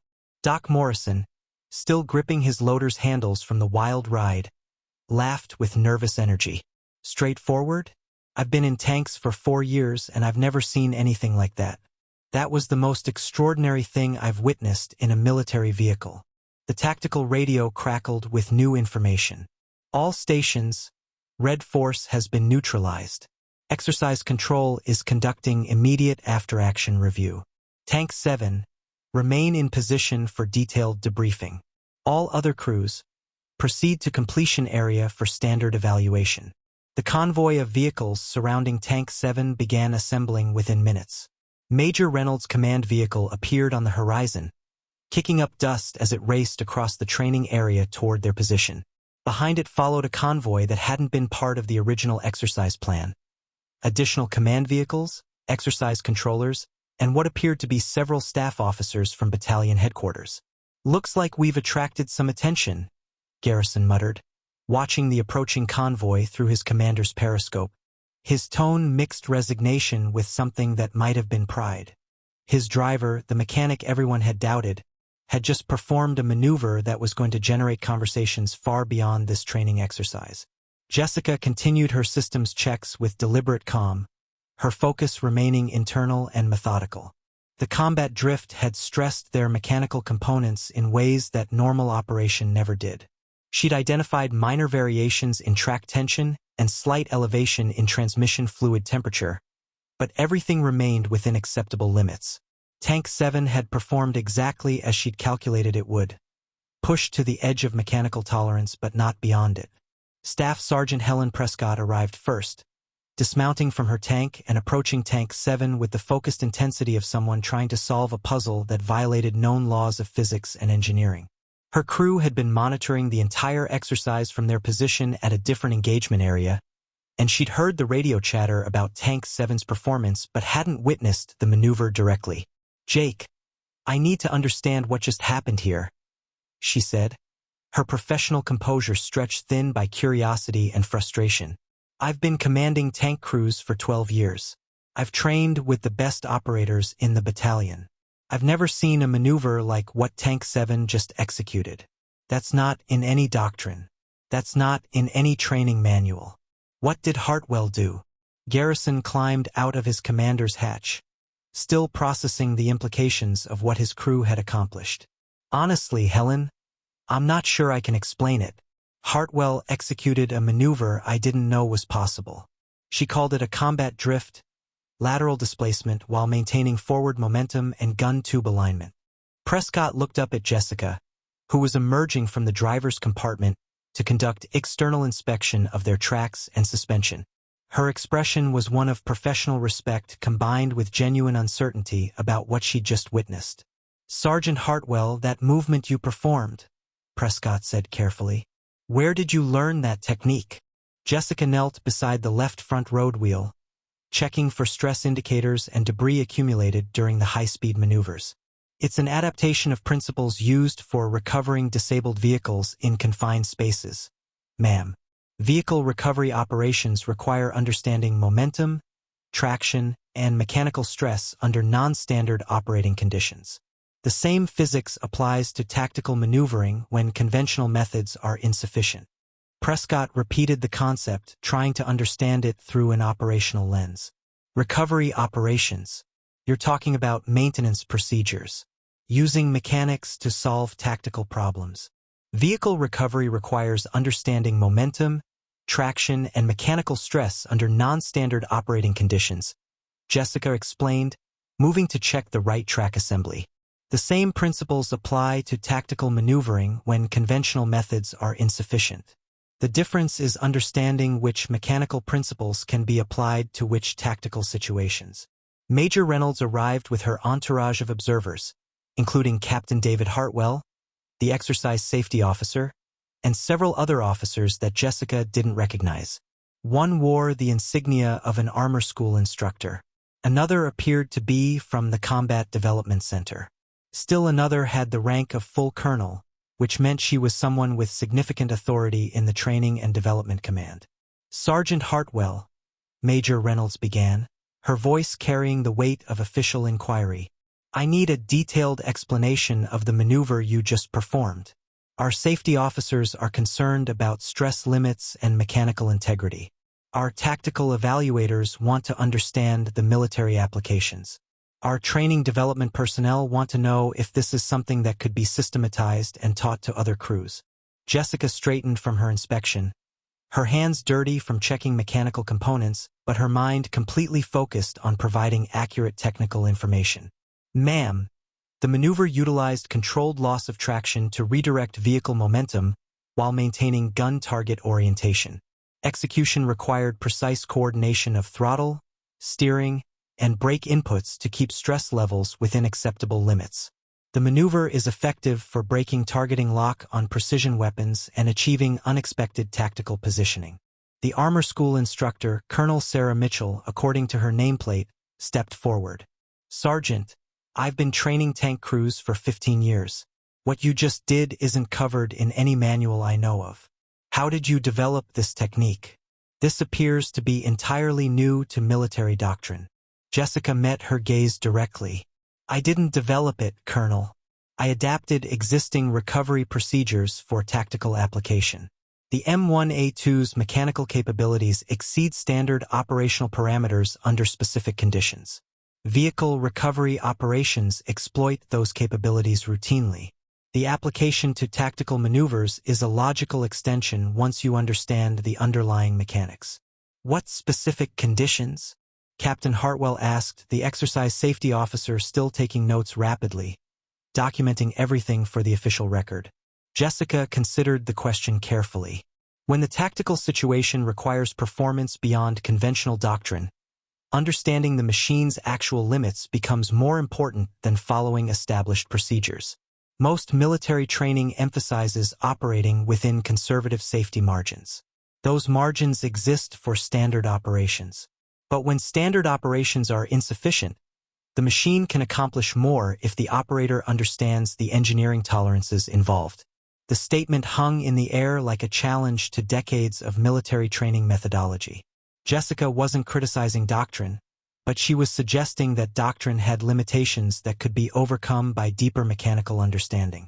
She was proposing that the relationship between operator and machine could be fundamentally different if operators approached their equipment like engineers rather than like equipment operators following procedures.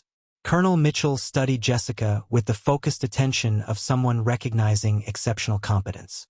Sergeant Hartwell, you're suggesting that mechanical sympathy can compensate for tactical disadvantage.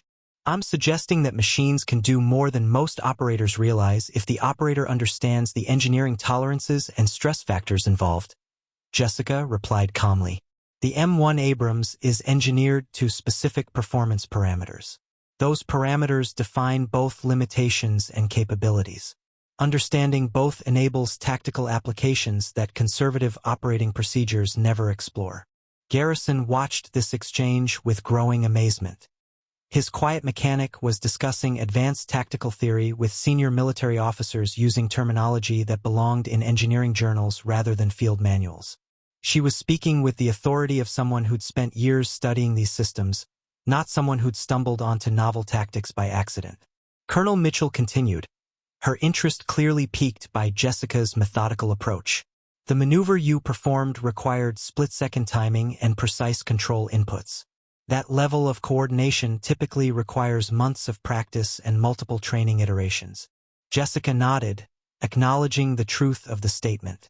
Understanding the mechanical response characteristics eliminates most of the practice requirement. When you know exactly how the machine will react to specific inputs, execution becomes a matter of calculation rather than trial and error. I spent 6 years maintaining these vehicles. I understand their response to specific input sequences at a detailed level. Tommy Reeves, listening from his gunner's position, shook his head in wonder. She's talking about tank driving like it's applied mathematics. All mechanical operation is applied mathematics, Jessica replied matter-of-factly. Most people just don't calculate the equations consciously. But understanding the math, the force vectors, the traction coefficients, the suspension response characteristics, that understanding makes precise operation possible. The assembled officers exchanged glances that suggested they were witnessing something significant. Jessica Hartwell wasn't just an exceptional tank driver. She represented a fundamentally different approach to armored warfare. one that integrated mechanical expertise with tactical application in ways that challenged traditional training methods and suggested possibilities that conventional thinking had never explored. But none of them realized that what they had witnessed so far was merely a preview. The dynamic engagement scenario had revealed Jessica's capabilities, but it hadn't tested their limits. And when the full scope of what she could accomplish with 70 tons of American engineering became clear, it would reshape how the entire armored community understood the relationship between machine and operator. Major Reynolds consulted her tactical display one final time, her expression shifting from professional skepticism to genuine recognition of something extraordinary. Sergeant Hartwell, your performance today has exceeded all established benchmarks for this exercise. I'm recommending you for advanced tactical evaluation by the Armor Center's Research Division. Your approach to vehicle operation represents potential applications that go far beyond standard training methodology. Jessica looked up from her mechanical inspection, a maintenance rag still in her hand. Ma'am, I'm just doing my job. But everyone present knew that what they'd witnessed went far beyond any job description in the military classification system. They had seen the future of armored warfare, and it looked nothing like what any of them had expected. And it had emerged not from a tank commander with decades of experience or a specialized tactical instructor, but from a quiet mechanic who'd spent years understanding how machines actually worked. The motor pool at Camp Ridgestone had never seen this level of activity after a routine training exercise. Word of Jessica's performance had spread through unofficial channels faster than any official report could travel, drawing tank crews, maintenance personnel, and officers from across the installation to witness the aftermath of what was already being called the impossible maneuver. The quiet mechanic who'd driven an unfamiliar tank and executed a combat drift at full speed was becoming the center of conversations that would reshape how military institutions thought about armored vehicle operation. Jessica parked Tank 7 in its designated maintenance bay with characteristic precision, aligning the vehicle perfectly with the maintenance markings on the concrete floor. She shut down the engine, watching the gauges wind down as the massive turbine decelerated from operational speed to complete stillness. Then she began her standard post-operation procedures, seemingly oblivious to the crowd gathering around their parking area. To her, the mechanical condition of Tank 7 after a high-stress exercise took absolute priority over the attention and recognition that surrounded her. Sergeant First Class Jake Garrison climbed out of the commander's hatch, still processing the events of the day.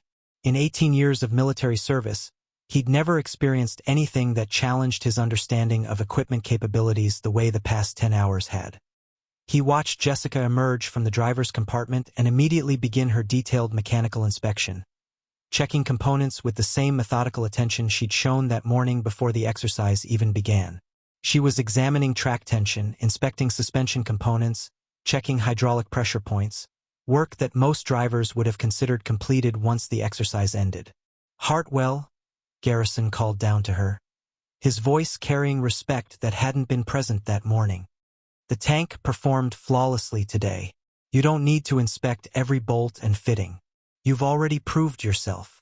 Jessica looked up from beneath Tank 7 where she was examining track tension measurements. "TC, the maneuvers we performed today stressed the mechanical systems beyond normal operational parameters. Preventive inspection identifies potential problems before they become failures. Proper maintenance requires understanding what stresses were applied and how the systems responded." It was a response that perfectly captured Jessica's approach to everything: methodical, thorough, and grounded in understanding rather than assumption. She treated exceptional performance as a reason for increased attention rather than decreased vigilance. Most operators would have been celebrating their achievement. Jessica was ensuring that Tank 7 would be ready for whatever challenges tomorrow might bring. Master Sergeant Robert Hayes, the motor pool's non-commissioned officer in charge, approached with a mixture of professional curiosity and supervisory concern. Hayes had been maintaining tanks for 22 years and considered himself someone who understood armored vehicle operation at a fundamental level. But what he'd heard about Jessica's performance had challenged even his extensive experience. "Hartwell, I've been getting calls from battalion headquarters about your driving today," Hayes said, stopping beside Tank 7 as Jessica continued her inspection. "Something about maneuvers that aren't in the technical manuals." Something about a combat drift that exercise control couldn't even categorize within existing doctrine. Care to explain what you were doing out there? Jessica continued her inspection while responding. Sergeant, I executed tactical movements using established mechanical principles. All operations remained within engineering tolerances. The maneuver utilized differential steering and momentum redirection to achieve unexpected tactical positioning. The physics governing the movement are the same physics that allow vehicle recovery operations in the motor pool. Hayes blinked, processing what she was telling him. I've been maintaining tanks for 22 years. What you did today wasn't maintenance. It was something else entirely. Something that changes how we think about what these machines can actually do. The conversation was interrupted by the arrival of Colonel Sarah Mitchell and her research team, followed by Major Reynolds and what appeared to be several officers from the Armor Center's Advanced Development Division. The gathering crowd created an unusual atmosphere in the normally routine environment of the motor pool. A space designed for practical maintenance work, suddenly becoming the center of strategic military discussions. Dr. Patricia Wu, the lead civilian researcher from the Armor Center's Mechanics Division, approached Jessica with her tablet computer displaying preliminary analysis of the exercise data. Sergeant Hartwell, our initial review confirms that your maneuvers generated performance data outside all established baselines. We'd like permission to conduct detailed mechanical inspection of Tank 7. We need to understand how the vehicle sustained the lateral forces involved in that combat drift without catastrophic damage. Jessica straightened from her position beneath Tank 7, wiping her hands on a maintenance rag. Ma'am, the tank is available for inspection. You won't find any damage, though. The maneuver was calculated to remain within material limits. Dr. Raymond Foster, Wu's colleague and the Armor Center's chief engineer, joined the conversation. That's exactly what we need to understand, Sergeant. How do you calculate vehicle stress tolerance during maneuvers that have never been performed before? How do you know the structural integrity limits of components that have never been stressed in these specific ways? Jessica considered the technical question seriously. Force vectors, coefficient of friction, elastic deformation limits of track assemblies, stress concentration factors in the drivetrain, material fatigue characteristics of suspension components. The engineering data is available in the vehicle's technical documentation and design specifications. Most operators don't study that level of detail because most operations don't require it. But understanding the specifications enables operators to work closer to actual limits rather than conservative safety margins. Master Sergeant Hayes stared at his subordinate with new understanding. Hartwell hadn't just been a talented driver. She'd been systematically studying the fundamental engineering principles that governed vehicle operation. She was applying mechanical knowledge to tactical challenges in ways that transcended traditional military training. Hartwell, you've been studying engineering specifications during your off-duty time, Hayes said, comprehension crystallizing in his voice. That's not unusual for maintenance personnel. But applying that knowledge to tactical driving at this level, that's something else entirely. Colonel Mitchell consulted her notes from the afternoon's observations, her expression reflecting growing appreciation for Jessica's methodology. Sergeant Hartwell, your performance today suggests capabilities that could revolutionize armored training methodology. We're interested in having you participate in advanced evaluation programs. These programs would document your techniques and explore whether your approach could be systematized and taught to other operators. Jessica paused in her post-operation checks and looked directly at the colonel.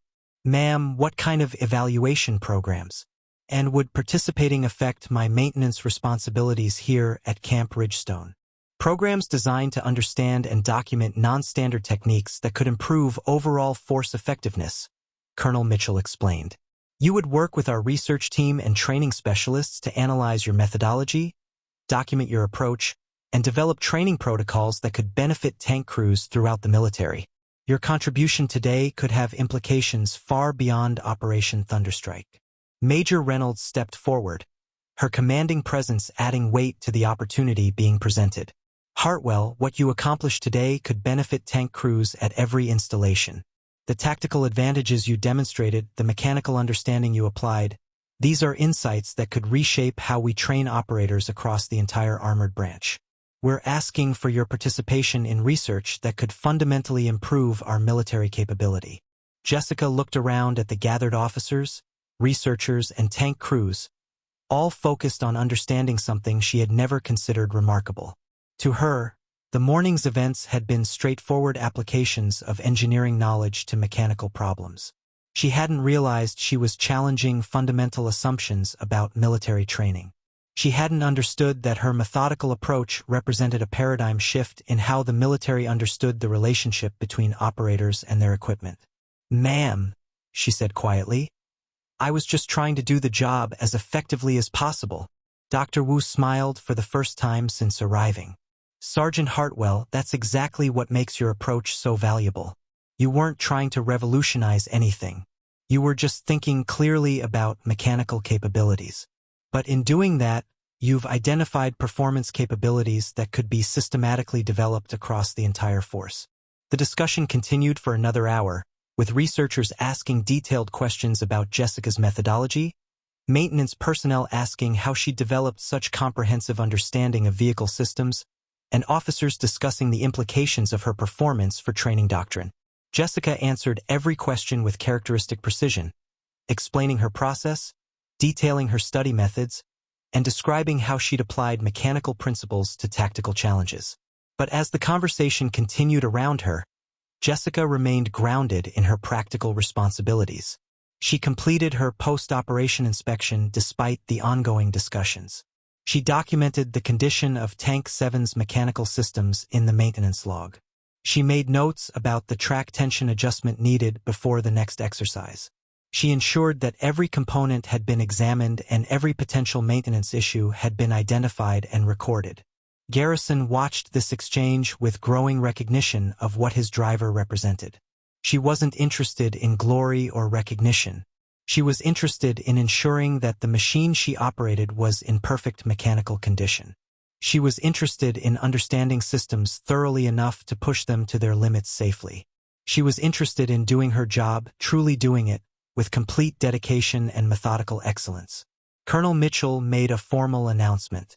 Effective immediately, Sergeant Hartwell is being reassigned to the Armor Center's Advanced Research Division, pending detailed evaluation of her capabilities.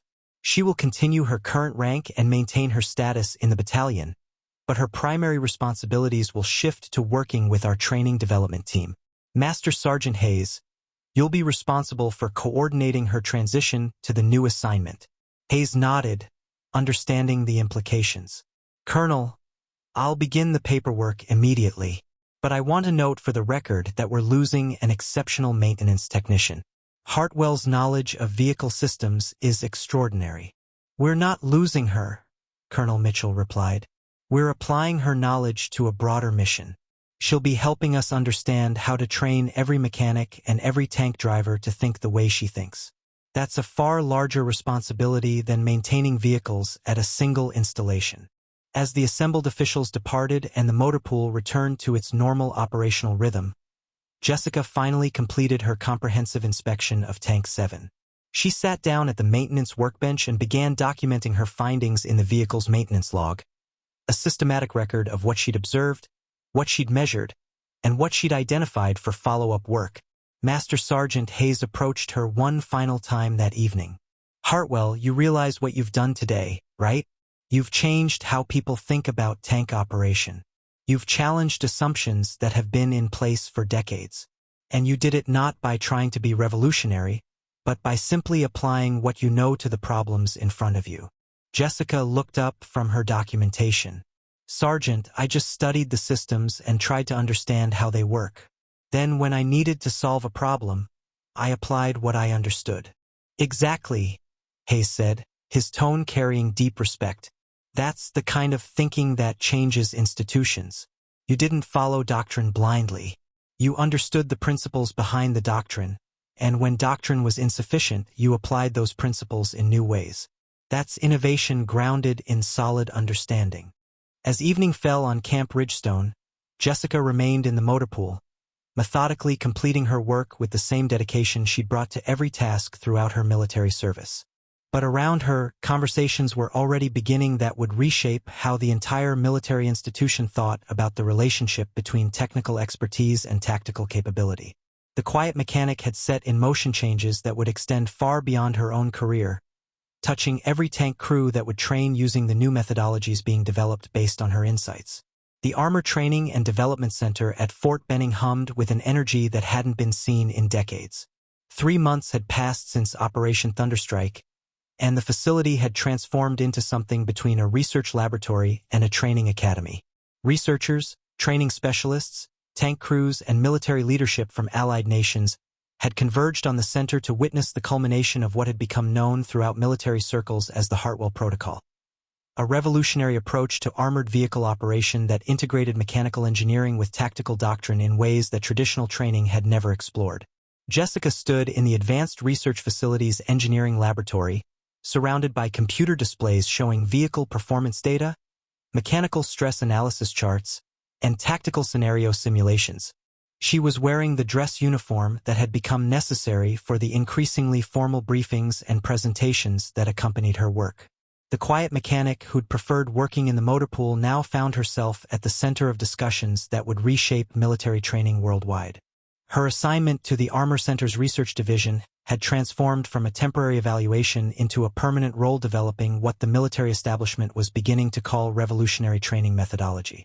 Colonel Sarah Mitchell approached with a progress report that documented the past 3 months of intensive research and testing. Sergeant Hartwell, I wanted to brief you on the pilot program results before we present to the senior leadership this afternoon. The tank crews we've trained using your methodology have demonstrated remarkable improvements across every performance metric. Jessica reviewed the data displays showing comparative analysis between conventional training and the new Hartwell Protocol approach. The results were statistically significant. Tank crews trained using Jessica's systematic understanding methodology demonstrated 40% improvement in complex maneuvering scenarios. Accuracy during movement-to-contact exercises improved by 35%. Mechanical failures during high-stress operations dropped by 60%. The improvements extended across every category that the military tracked for operational effectiveness. The improvement is consistent across all crew roles, Dr. Raymond Foster explained, the chief engineer working closely with Jessica on the research project. We initially hypothesized that the benefits would be primarily for drivers, but the data shows that gunners, loaders, and tank commanders all perform better when they understand the mechanical principles behind their vehicle's operation. It's not just about teaching better procedures. It's about teaching operators to think systematically about their equipment. Jessica studied the performance metrics carefully. The training had been applied to 48 tank crews across 3 different installations. Every crew showed improvement. No crew demonstrated decreased performance. The consistency suggested that the methodology wasn't dependent on exceptional individuals. It was a systematic approach that could be applied across different operators with reliable positive results. What about operator feedback? Jessica asked, her question focused on the human dimension rather than just the performance data. Are the crews finding the training accessible? Are experienced operators able to apply the methodology? Or is this something that primarily benefits less experienced crews? Colonel Mitchell referenced additional data on her tablet. That was one of our initial concerns, but the results surprised us. Both experienced and less experienced crews improved, though the experienced crews showed more dramatic improvements in complex maneuvers. We believe that's because experienced operators had developed intuitive understanding through years of practice. The systematic approach formalizes what they'd learned intuitively, allowing them to execute more advanced techniques deliberately rather than instinctively. Dr. Wu, the research division director, joined the discussion with her analysis of the training curriculum development. We've worked with military educators to create training modules that systematize your approach without requiring operators to have your level of mechanical expertise. The modules focus on teaching operators to understand their vehicle's performance envelope, the capabilities and limitations, rather than just teaching them procedures. Jessica reviewed the curriculum structure that had been developed based on her methodology. The training was organized into progressive modules: fundamental mechanical principles, vehicle systems integration, performance envelope understanding, and tactical application of mechanical knowledge. Each module built on previous understanding rather than introducing isolated procedures. How are maintenance personnel responding to being included in the tactical training? Jessica asked, recognizing that her own background in maintenance had been critical to developing her approach. Most military culture separates maintenance from tactical training. Integrating them might face institutional resistance. Colonel Mitchell's expression reflected the complexity of the institutional change required. That's been the most challenging aspect of implementation. Some of the established training commands see this as an encroachment on their authority. There's significant resistance from senior personnel who've built careers around traditional methodology. But the performance data is compelling enough that leadership is overriding the resistance. When tank crews trained in the new methodology outperform traditionally trained crews by this margin, institutional skepticism becomes harder to maintain. The afternoon briefing brought together senior military leadership that included generals, training command directors, and representatives from allied nations who were considering adopting similar methodologies for their own armored forces. The briefing room at Fort Benning was packed with officers and strategic planners, all focused on understanding how a mechanic's approach to vehicle operation could fundamentally change military training. Jessica stood before the assembled audience in her dress uniform, still feeling somewhat out of place despite 3 months of increasingly formal presentations. She was more comfortable explaining mechanical principles to engineers than discussing military strategy with generals. But the message was becoming clearer with each presentation. Her approach had implications that extended far beyond individual driver performance. The fundamental principle, Jessica explained to the assembled audience, her voice steady despite the formality of the setting, is that understanding mechanical limits enables tactical possibilities that conventional training never explores. When operators comprehend the engineering tolerances of their equipment, they can achieve performance that exceeds established doctrine. General Patricia Morrison, the commanding general of the Armor Center, leaned forward in her seat. Sergeant Hartwell, your techniques have been validated through extensive testing, but implementation requires training methodologies that integrate engineering education with tactical instruction. How do we scale this level of technical knowledge across entire armored units without requiring every operator to become an engineer? Jessica had spent the past 3 months working with training specialists to answer exactly that question. Ma'am, the solution isn't teaching every operator to be an engineer. It's teaching them to recognize when engineering principles can solve tactical problems. We focus on key principles: understanding stress factors, recognizing performance envelope limits, calculating optimal approaches. The specific calculations are complex, but the thinking process is accessible. Colonel Mitchell activated a presentation display showing performance comparisons. The visualization was compelling, traditional training methodology represented in one color, the Hartwell protocol in another. The protocol consistently outperformed conventional training across every measurement category. Traditional training focuses on operational procedures, Colonel Mitchell explained.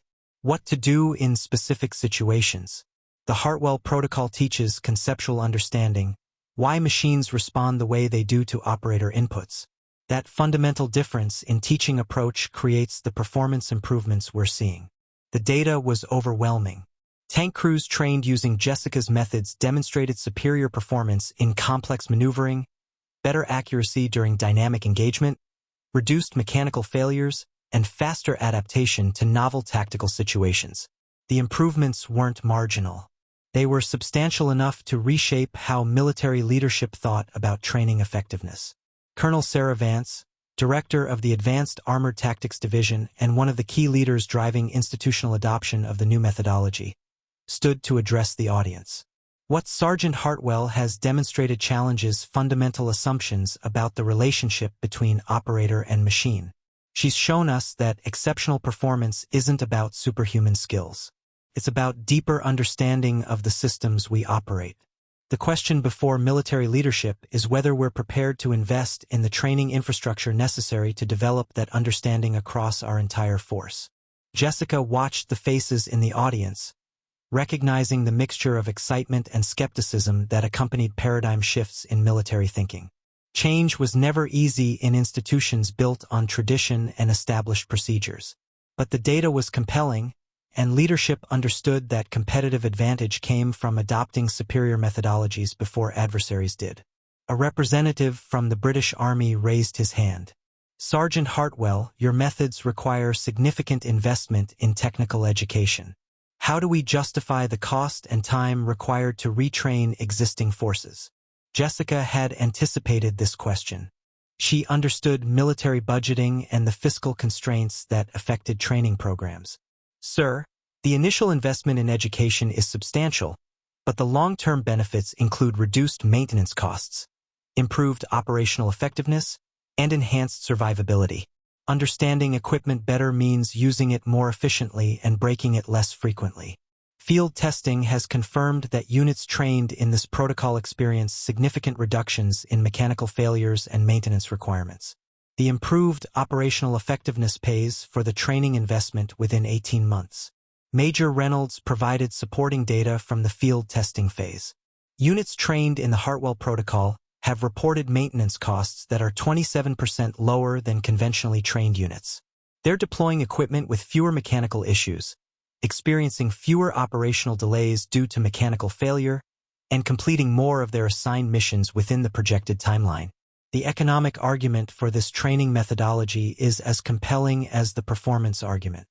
But for Jessica, the technical and economic arguments were secondary to something more fundamental.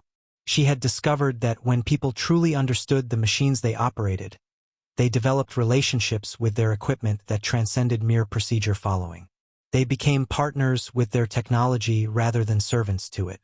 They made better tactical decisions because they understood what their equipment could actually accomplish.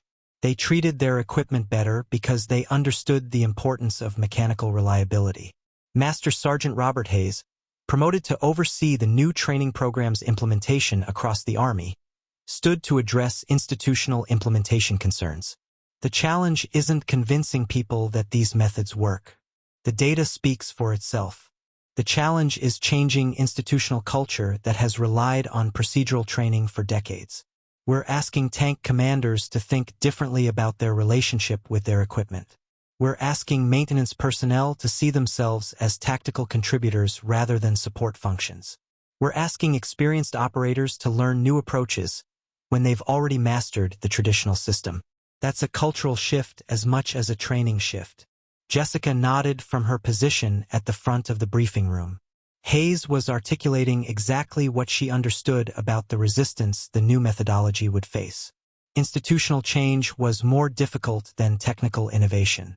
People had built careers around the established system. Changing that system threatened their expertise and their authority. The techniques require operators to think differently about their relationship with their equipment, Jessica added, her voice carrying the weight of her own experience. That's a cultural shift as much as a training shift. But the fundamental principle is simple. When you understand why something works, you can apply that understanding to solve problems that conventional thinking can't address.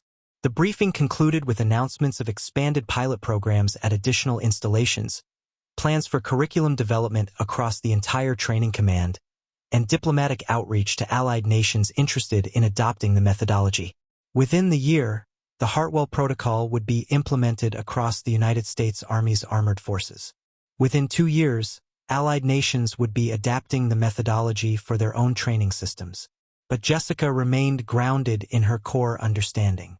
As the generals and colonels discussed strategic implications and training timelines, she was already reviewing the next phase of research, testing how the methodology could be applied to other military vehicle systems, exploring whether the principles could extend to artillery, aircraft operations, and other complex military equipment.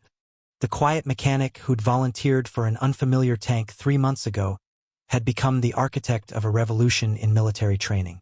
But in her mind, she was simply continuing to do what she'd always done. Understand how systems work, identify how they could work better, and apply that understanding to solve problems that convention suggested were impossible. 6 months after the Armor Center briefing, the Pentagon held a formal recognition ceremony that brought together military leadership from across the world. The event was designed to publicly acknowledge the transformation in armored warfare training that had begun with one mechanic's approach to understanding machines. Officers from 23 allied nations attended, along with defense contractors, military strategists, and senior leadership from every branch of the United States Armed Forces. The ceremony was being broadcasted to military installations across the globe, ensuring that armored personnel everywhere understood the significance of what was being recognized that day. Jessica stood in the corridor outside the Pentagon's main auditorium, wearing her dress uniform with the medals and decorations that had accumulated during her military service. The recognition felt surreal. She was about to be formally acknowledged by the Secretary of Defense, the chairman of the Joint Chiefs of Staff, and senior military leadership from nations she'd never visited. The quiet mechanic who'd preferred working alone in the motor pool was about to become the face of a military revolution. Colonel Sarah Mitchell approached with final briefing notes. Sergeant Hartwell, you'll be introduced by General Patricia Morrison. You'll stand for formal recognition. There will be a brief citation regarding your contributions, and then you'll make a short address to the assembled leadership. After that, there will be a detailed presentation of the Hartwell Protocol's impact on military training worldwide. Jessica reviewed the citation that would be read publicly. It detailed her performance in Operation Thunderstrike, her development of the combat drift maneuver, her voluntary participation in research programs, and her contributions to the creation of training methodology that had already been adopted by military forces across the United States and allied nations. It was comprehensive, accurate, and deeply uncomfortable for someone who'd never sought public recognition.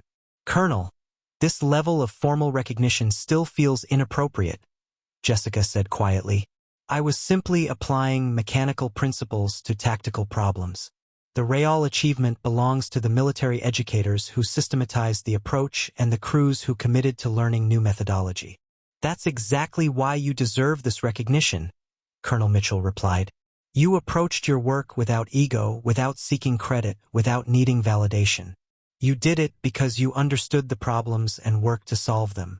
That kind of integrity is rare, and it's exactly what makes your contribution so valuable. Military institutions need to recognize people who drive change for the right reasons." The auditorium doors opened, and Jessica was escorted to the stage. The assembled audience of military leaders, defense officials, and international representatives rose to their feet as she was introduced. General Morrison stood at the podium, her commanding presence filling the room as she began the formal citation. "Sergeant Jessica Hartwell has demonstrated exceptional leadership, innovation, and dedication to military excellence," General Morrison announced, her voice carrying the authority of decades of command experience. "Through her methodical approach to understanding armored vehicle systems, she has developed training methodologies that have fundamentally improved the effectiveness of armored forces across allied nations. Her willingness to share her knowledge and her commitment to advancing military capability through systematic understanding has resulted in measurable improvements in crew performance, equipment reliability, and tactical effectiveness." The citation continued, detailing specific achievements and performance improvements that had resulted from the Hartwell Protocol. As Jessica listened to the formal recognition of her work, she found herself thinking about the morning that Operation Thunderstrike began, how Garrison and his crew had doubted her, how Tommy Reeves had scoffed at the idea of a mechanic driving their tank, how she'd quietly prepared by studying engineering specifications during off-duty hours. The journey from that morning to this moment in the Pentagon felt both extraordinary and inevitable. All she'd done was apply what she knew to the problems that faced her.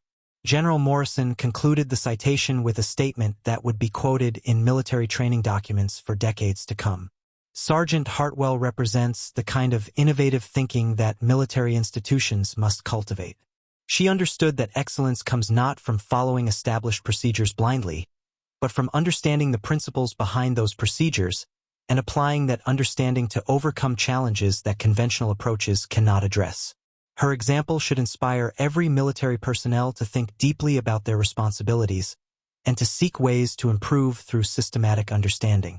Jessica accepted the formal recognition, shaking General Morrison's hand and standing for the ceremonial photographs that would accompany the official military announcement. The applause from the assembled audience lasted for nearly a minute, military leaders from the world's most powerful nations acknowledging that something significant had changed in how they would train their armored forces. The detailed presentation that followed was comprehensive and impressive. Colonel Mitchell and her research team presented data showing the adoption of the Hartwell Protocol across United States Army installations. Tank crews trained using the new methodology were outperforming conventionally trained crews in every performance category. Maintenance costs were down. Equipment availability was up. Tactical effectiveness had improved across every metric that military leadership tracked. But perhaps more importantly, the presentation demonstrated that the Hartwell Protocol was being adapted globally. The British Army had modified the curriculum for their Challenger tanks. The German military had integrated the methodology into their Leopard tank training. The Japanese self-defense forces were developing applications for their Type 10 tanks. Allied nations were sharing data on their implementation results, creating an international collaborative effort to refine and improve the training methodology. Dr. Raymond Foster presented research showing the philosophical foundation of the approach. The Hartwell Protocol represents a shift in how we think about the operator-machine relationship. Traditional training focused on procedure, what buttons to press, what sequence of actions to take. The Hartwell Protocol teaches conceptual understanding, why machines respond to specific inputs, how systems interact, what actual performance limits exist versus what conservative safety margins suggest. This shift in thinking has profound implications for military effectiveness. Major Reynolds, now promoted to lieutenant colonel, presented the economic analysis that had convinced skeptical budget officials to invest in the training expansion. Implementation of the Hartwell Protocol has generated measurable cost savings through reduced mechanical failures, decreased maintenance requirements, and improved equipment availability. The initial training investment is recovered within 18 months through operational efficiency improvements. This is not just a training improvement. This is an economically sound military strategy that improves both effectiveness and financial efficiency. But the presentation that seemed to have the most impact was the one presented by Master Sergeant Robert Hayes, now serving as the Director of Armored Vehicle Training across the entire Army. Hayes stood before the assembled international military leadership and spoke about what the Hartwell Protocol meant for military institutions. Sergeant Hartwell's greatest contribution isn't a specific maneuver or a particular technique, Hayes explained.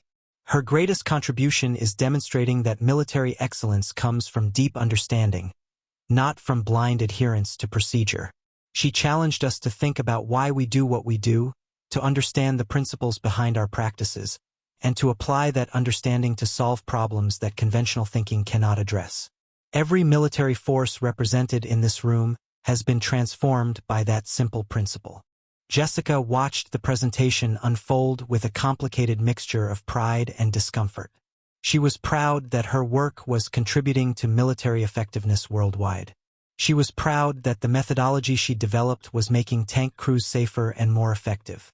But she remained uncomfortable with the personal recognition, the elevation of her own role beyond what felt appropriate. When the formal presentations concluded, Jessica was invited to address the assembled international leadership. She stood at the podium, looking out at general officers and defense ministers from nations across Europe, Asia, and the Middle East, military leaders who were responsible for the security of billions of people. "I want to be clear about something," she began, her voice steady and her message direct. "I didn't develop revolutionary military doctrine. I didn't invent new weapons systems. I didn't create strategic advantage through classified research. I simply applied mechanical understanding to tactical problems. What I did was ask questions about how machines actually work, study the engineering principles that govern vehicle operation, and think systematically about how those principles could solve problems I encountered." She paused, letting that statement settle with the audience. "The real innovation isn't in what I did. The innovation is in what military institutions have done with that approach. The educators who systematized my methodology, the researchers who validated it through rigorous testing, the military leadership who was willing to challenge established procedures and implement new training approaches despite institutional resistance. That's where the real innovation lies. I provided a perspective. Military institutions worldwide have transformed that perspective into systematic change." The applause was sustained and genuine. Jessica had given military leadership permission to view her as a contributor to a larger institutional effort rather than as a singular innovator. She'd emphasized that change required systemic adoption, not just individual excellence. She'd highlighted the importance of institutional courage in challenging established procedures. And she'd demonstrated the humility that made her contributions credible rather than self-aggrandizing. After the ceremony, there was a formal reception where Jessica was introduced to military leadership from allied nations. Officers who commanded thousands of tank crews wanted to understand her thinking.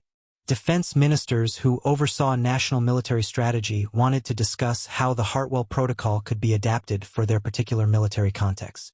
Researchers and training specialists wanted to explore how the methodology could be extended to other military systems. Through it all, Jessica remained grounded and focused on practical questions. When a German colonel asked how the methodology could be adapted for Leopard tanks, she discussed specific mechanical principles that would apply across different vehicle designs.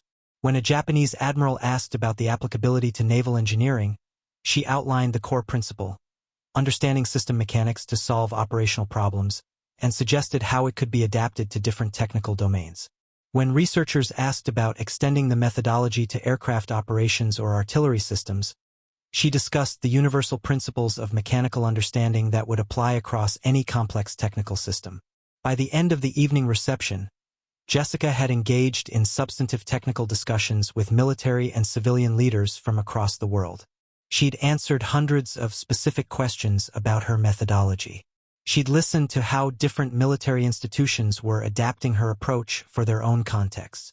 And she'd come to understand that what had begun as her individual approach to understanding machines had become something much larger, a framework for thinking about military training and operational excellence that was being adopted and adapted globally. As she left the Pentagon that evening, Jessica reflected on the extraordinary transformation that 6 months had brought. She'd gone from being an invisible mechanic working in the motor pool to being recognized by military leadership across the world. She'd gone from volunteering for an unfamiliar tank to shaping how entire military institutions train their personnel. She'd gone from studying engineering specifications during off-duty hours to influencing international military strategy. But the most important thing hadn't changed. She still understood that excellence came from deep knowledge, systematic thinking, and dedication to understanding how systems actually worked. She still believed that innovation came not from revolutionary thinking, but from applying what you knew to problems that conventional thinking couldn't solve. She still valued the methodical, thorough approach to work that had guided her throughout her military service. The quiet mechanic had changed the world. But in her mind, she'd simply done what she'd always done. Studied the problems, understood the systems, and worked to make things better. 1 year after Operation Thunderstrike, Jessica stood in the newly constructed Advanced Armored Mechanics Institute at Fort Benning. The facility had been built specifically to house the research and training programs that were now being called the cornerstone of modern military vehicle training. The building was filled with classroom spaces equipped with vehicle diagnostic systems, simulation chambers for advanced tactical scenarios, and research laboratories where engineers and military personnel were working to extend the principles she'd developed to broader military applications. The institute director had requested that Jessica spend the afternoon with a group of newly promoted tank commanders and maintenance supervisors who were being trained as instructors in the Hartwell Protocol. These were experienced military personnel, individuals who'd spent years or decades in traditional training systems, now learning to teach a methodology that challenged fundamental assumptions about how military equipment should be operated. Jessica stood before the group of 30 instructors, each representing different military branches and allied nations. They had one thing in common: they'd all been selected because their field performance demonstrated the kind of systematic thinking that the new methodology required. In many cases, they'd learned this thinking through years of practical experience. The training program was helping them formalize and articulate what they'd learned intuitively, so they could teach it deliberately to future operators. The fundamental principle remains constant, Jessica began, addressing the assembled instructors without notes or presentation materials. She preferred to speak directly, drawing from her actual experience and understanding rather than from prepared remarks. Understanding why systems work enables you to solve problems that procedure-based thinking cannot address. When you teach operators, you're not teaching them procedures. You're teaching them to think systematically about the machines they operate. One of the instructors, Captain James Richardson from the British Army, raised his hand. Sergeant Hartwell, we've implemented your methodology with British Armored Forces, and the results have been exceptional. But I want to understand the teaching philosophy. How do we help experienced operators, people who've spent years learning the conventional approach, accept that there's a fundamentally different way to think about their work? Jessica nodded, recognizing that this was the central challenge of institutional change. You start by validating what they already know. Most experienced operators have developed intuitive understanding through years of practice. What we're doing is formalizing that intuition, making it explicit and teachable. The experienced operator realizes that what they've learned through trial and error, the systematic approach teaches deliberately. That connection helps them embrace the new methodology rather than resist it. She walked through the room as she continued, engaging directly with individual instructors. Show them that the methodology explains why their best practices work. Help them understand the mechanical principles behind the techniques they've developed. Once they see that connection, they become advocates for the systematic approach because it validates their own experience while providing a framework to teach others. A maintenance sergeant from the German military, Sergeant Klaus Hoffmann, asked about application beyond tanks. In our military, we're exploring whether this methodology could apply to other armored vehicles, infantry fighting vehicles, armored personnel carriers, recovery vehicles. Do you believe the principles extend across different platforms? The core principle is understanding mechanical systems to solve operational problems, Jessica replied. That principle applies to any complex mechanical system. The specific application will be different for each vehicle type, different suspension systems, different power plants, different tactical roles. But the thinking process remains the same. Study the system. Understand the variables. Calculate optimal approaches. The principle is universal. The application is vehicle-specific. Over the following weeks, Jessica worked with the instructor group, developing teaching approaches and creating curriculum materials that could be adapted for different military contexts and different vehicle systems.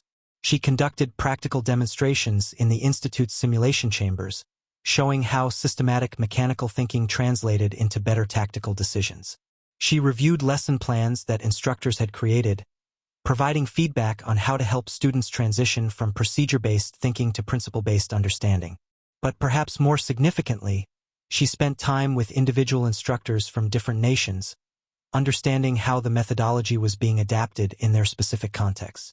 A Spanish armor commander was focusing on how the Hartwell protocol principles applied to night vision operations in their particular climate. A Polish maintenance officer was exploring how the methodology could improve reliability of equipment operating in extreme cold weather conditions. A Canadian tactical specialist was developing training scenarios that emphasized how mechanical understanding improved crew coordination. The Institute became a hub for international military innovation, with personnel from allied nations collaborating to extend and refine the Hartwell Protocol. Officers and enlisted personnel who'd never met before in their respective militaries were now working together to solve problems that affected their shared mission of maintaining armored force effectiveness. 3 months into her work with the instructor program, Jessica was invited to present findings at the International Armor Symposium, an annual gathering of armored vehicle specialists from allied nations who met to discuss technical and tactical developments. She was asked to present on extending mechanical understanding beyond tanks, applications across armored vehicle platforms. Standing before an audience of hundreds of armor specialists from dozens of military institutions, Jessica presented data showing how the Hartwell Protocol principles were being successfully applied to infantry fighting vehicles, armored recovery vehicles, and specialized armored platforms. She demonstrated that the core methodology, systematic understanding of mechanical systems applied to operational problems, transcended specific vehicle types. The M1 Abrams is an extraordinary piece of military engineering, she explained to the assembled specialists, but the principles that govern its operation aren't unique to that vehicle. Every armored platform operates according to mechanical principles that can be understood, studied, and applied to improve effectiveness. When operators understand those principles, they make better tactical decisions, they maintain their equipment better, and they achieve performance that conventional training never explored. She presented case studies of how different allied militaries had adapted the methodology. The British had developed specialized training for Challenger tank crews in urban warfare scenarios, where understanding vehicle stability during rapid maneuvers had improved performance in confined spaces.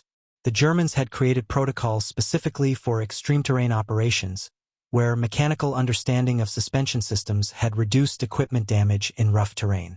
The Japanese had applied the principles to develop training for rapid response scenarios, where understanding the vehicle's acceleration and deceleration characteristics had improved crew reaction time. But the most significant presentation came when Dr. Raymond Foster and Colonel Sarah Mitchell presented research showing how the Hartwell Protocol principles were being extended to other military systems entirely. The methodology was being applied to training for naval engineers, helping ship personnel understand the mechanical principles governing their complex propulsion systems. It was being adapted for aviation maintenance personnel who needed to understand aircraft systems at increasingly detailed levels. It was being explored for training electronic warfare specialists, where understanding the systems they operated against required the same systematic, principle-based thinking that Jessica had pioneered. What Sergeant Hartwell began, Colonel Mitchell explained to the symposium, was not a training program specific to tanks. It was a fundamental shift in how military institutions think about technical education. She demonstrated that understanding principles is more valuable than memorizing procedures. That insight has implications far beyond armored vehicles. It affects how we train personnel across every military domain. A year after Operation Thunderstrike, the impact of Jessica's work had extended far beyond what any of them had anticipated. The training methodology was being adopted globally. Research programs were exploring applications across military platforms. Military institutions were fundamentally changing how they educated personnel. And the quiet mechanic who'd volunteered for an unfamiliar tank had become the architect of a revolution in military thinking. Jessica returned to her office at the Advanced Armored Mechanics Institute at the end of the day, surrounded by technical manuals, research papers, and curriculum materials in multiple languages. On her desk was a stack of messages from military personnel around the world, tank crews whose performance had improved using her methodology, maintenance supervisors whose equipment reliability had increased, instructors asking questions about how to teach her approach in their specific military contexts. She opened her personal journal, something she'd maintained throughout her military service, and made notes about the day's work. She documented the instructor discussions, the questions that had been raised, the insights she'd gained about how different military cultures were adapting the methodology to their contexts. It was the same methodical, thorough approach she'd always used, studying problems, documenting understanding, identifying areas for improvement. As evening fell over Fort Benning, Jessica looked back on the year that had transformed everything. She'd gone from being a mechanic working in relative anonymity to being recognized internationally for contributions that had reshaped military training. She'd gone from volunteering for an unfamiliar tank to architecting a revolution in how military institutions educated their personnel. She'd gone from studying engineering specifications during off-duty hours to conducting research that was changing military strategy across the world. But the most important thing remained true to who she'd always been. She still approached every problem with methodical analysis. She still believed that excellence came from understanding principles rather than following procedures. She still valued thorough preparation and careful attention to detail. She still understood that taking care of the machine, whether that machine was a tank, an aircraft, a ship, or an institution, was the foundation that made everything else possible. The world hadn't changed Jessica. She'd simply been who she'd always been. Someone with deep curiosity, methodical thinking, and dedication to understanding how systems work. But in applying those qualities to problems that faced her, she'd inadvertently sparked a transformation that was reshaping military institutions worldwide. Jessica Hartwell had proven that innovation often comes not from trying to be revolutionary, but from applying what you know to problems that conventional thinking cannot solve. She'd demonstrated that exceptional performance isn't about superhuman talent, but about systematic understanding grounded in solid knowledge. She'd shown that institutions could change when they recognized the value of those who questioned established procedures and sought deeper understanding. The quiet mechanic who'd executed a perfect combat drift at full speed had become the architect of a new way of thinking about military excellence. But in her mind, she'd simply done what she'd always done. studied the systems, understood the principles, and worked to make things better. As she left the institute for the day, Jessica paused at the building's entrance, looking at the plaque that had been placed there 6 months after Operation Thunderstrike. It read, Advanced Armored Mechanics Institute, dedicated to the principle that understanding how systems work transforms how we use them. That principle, simple, elegant, and profound, was the legacy of a mechanic who'd understood that excellence came from knowledge, not authority, from curiosity, not compliance, from systematic thinking applied to real problems. The revolution in military training had begun with one person asking the right questions and then dedicating herself to understanding the answers. And it would continue to spread, influencing how military institutions trained personnel for generations to come.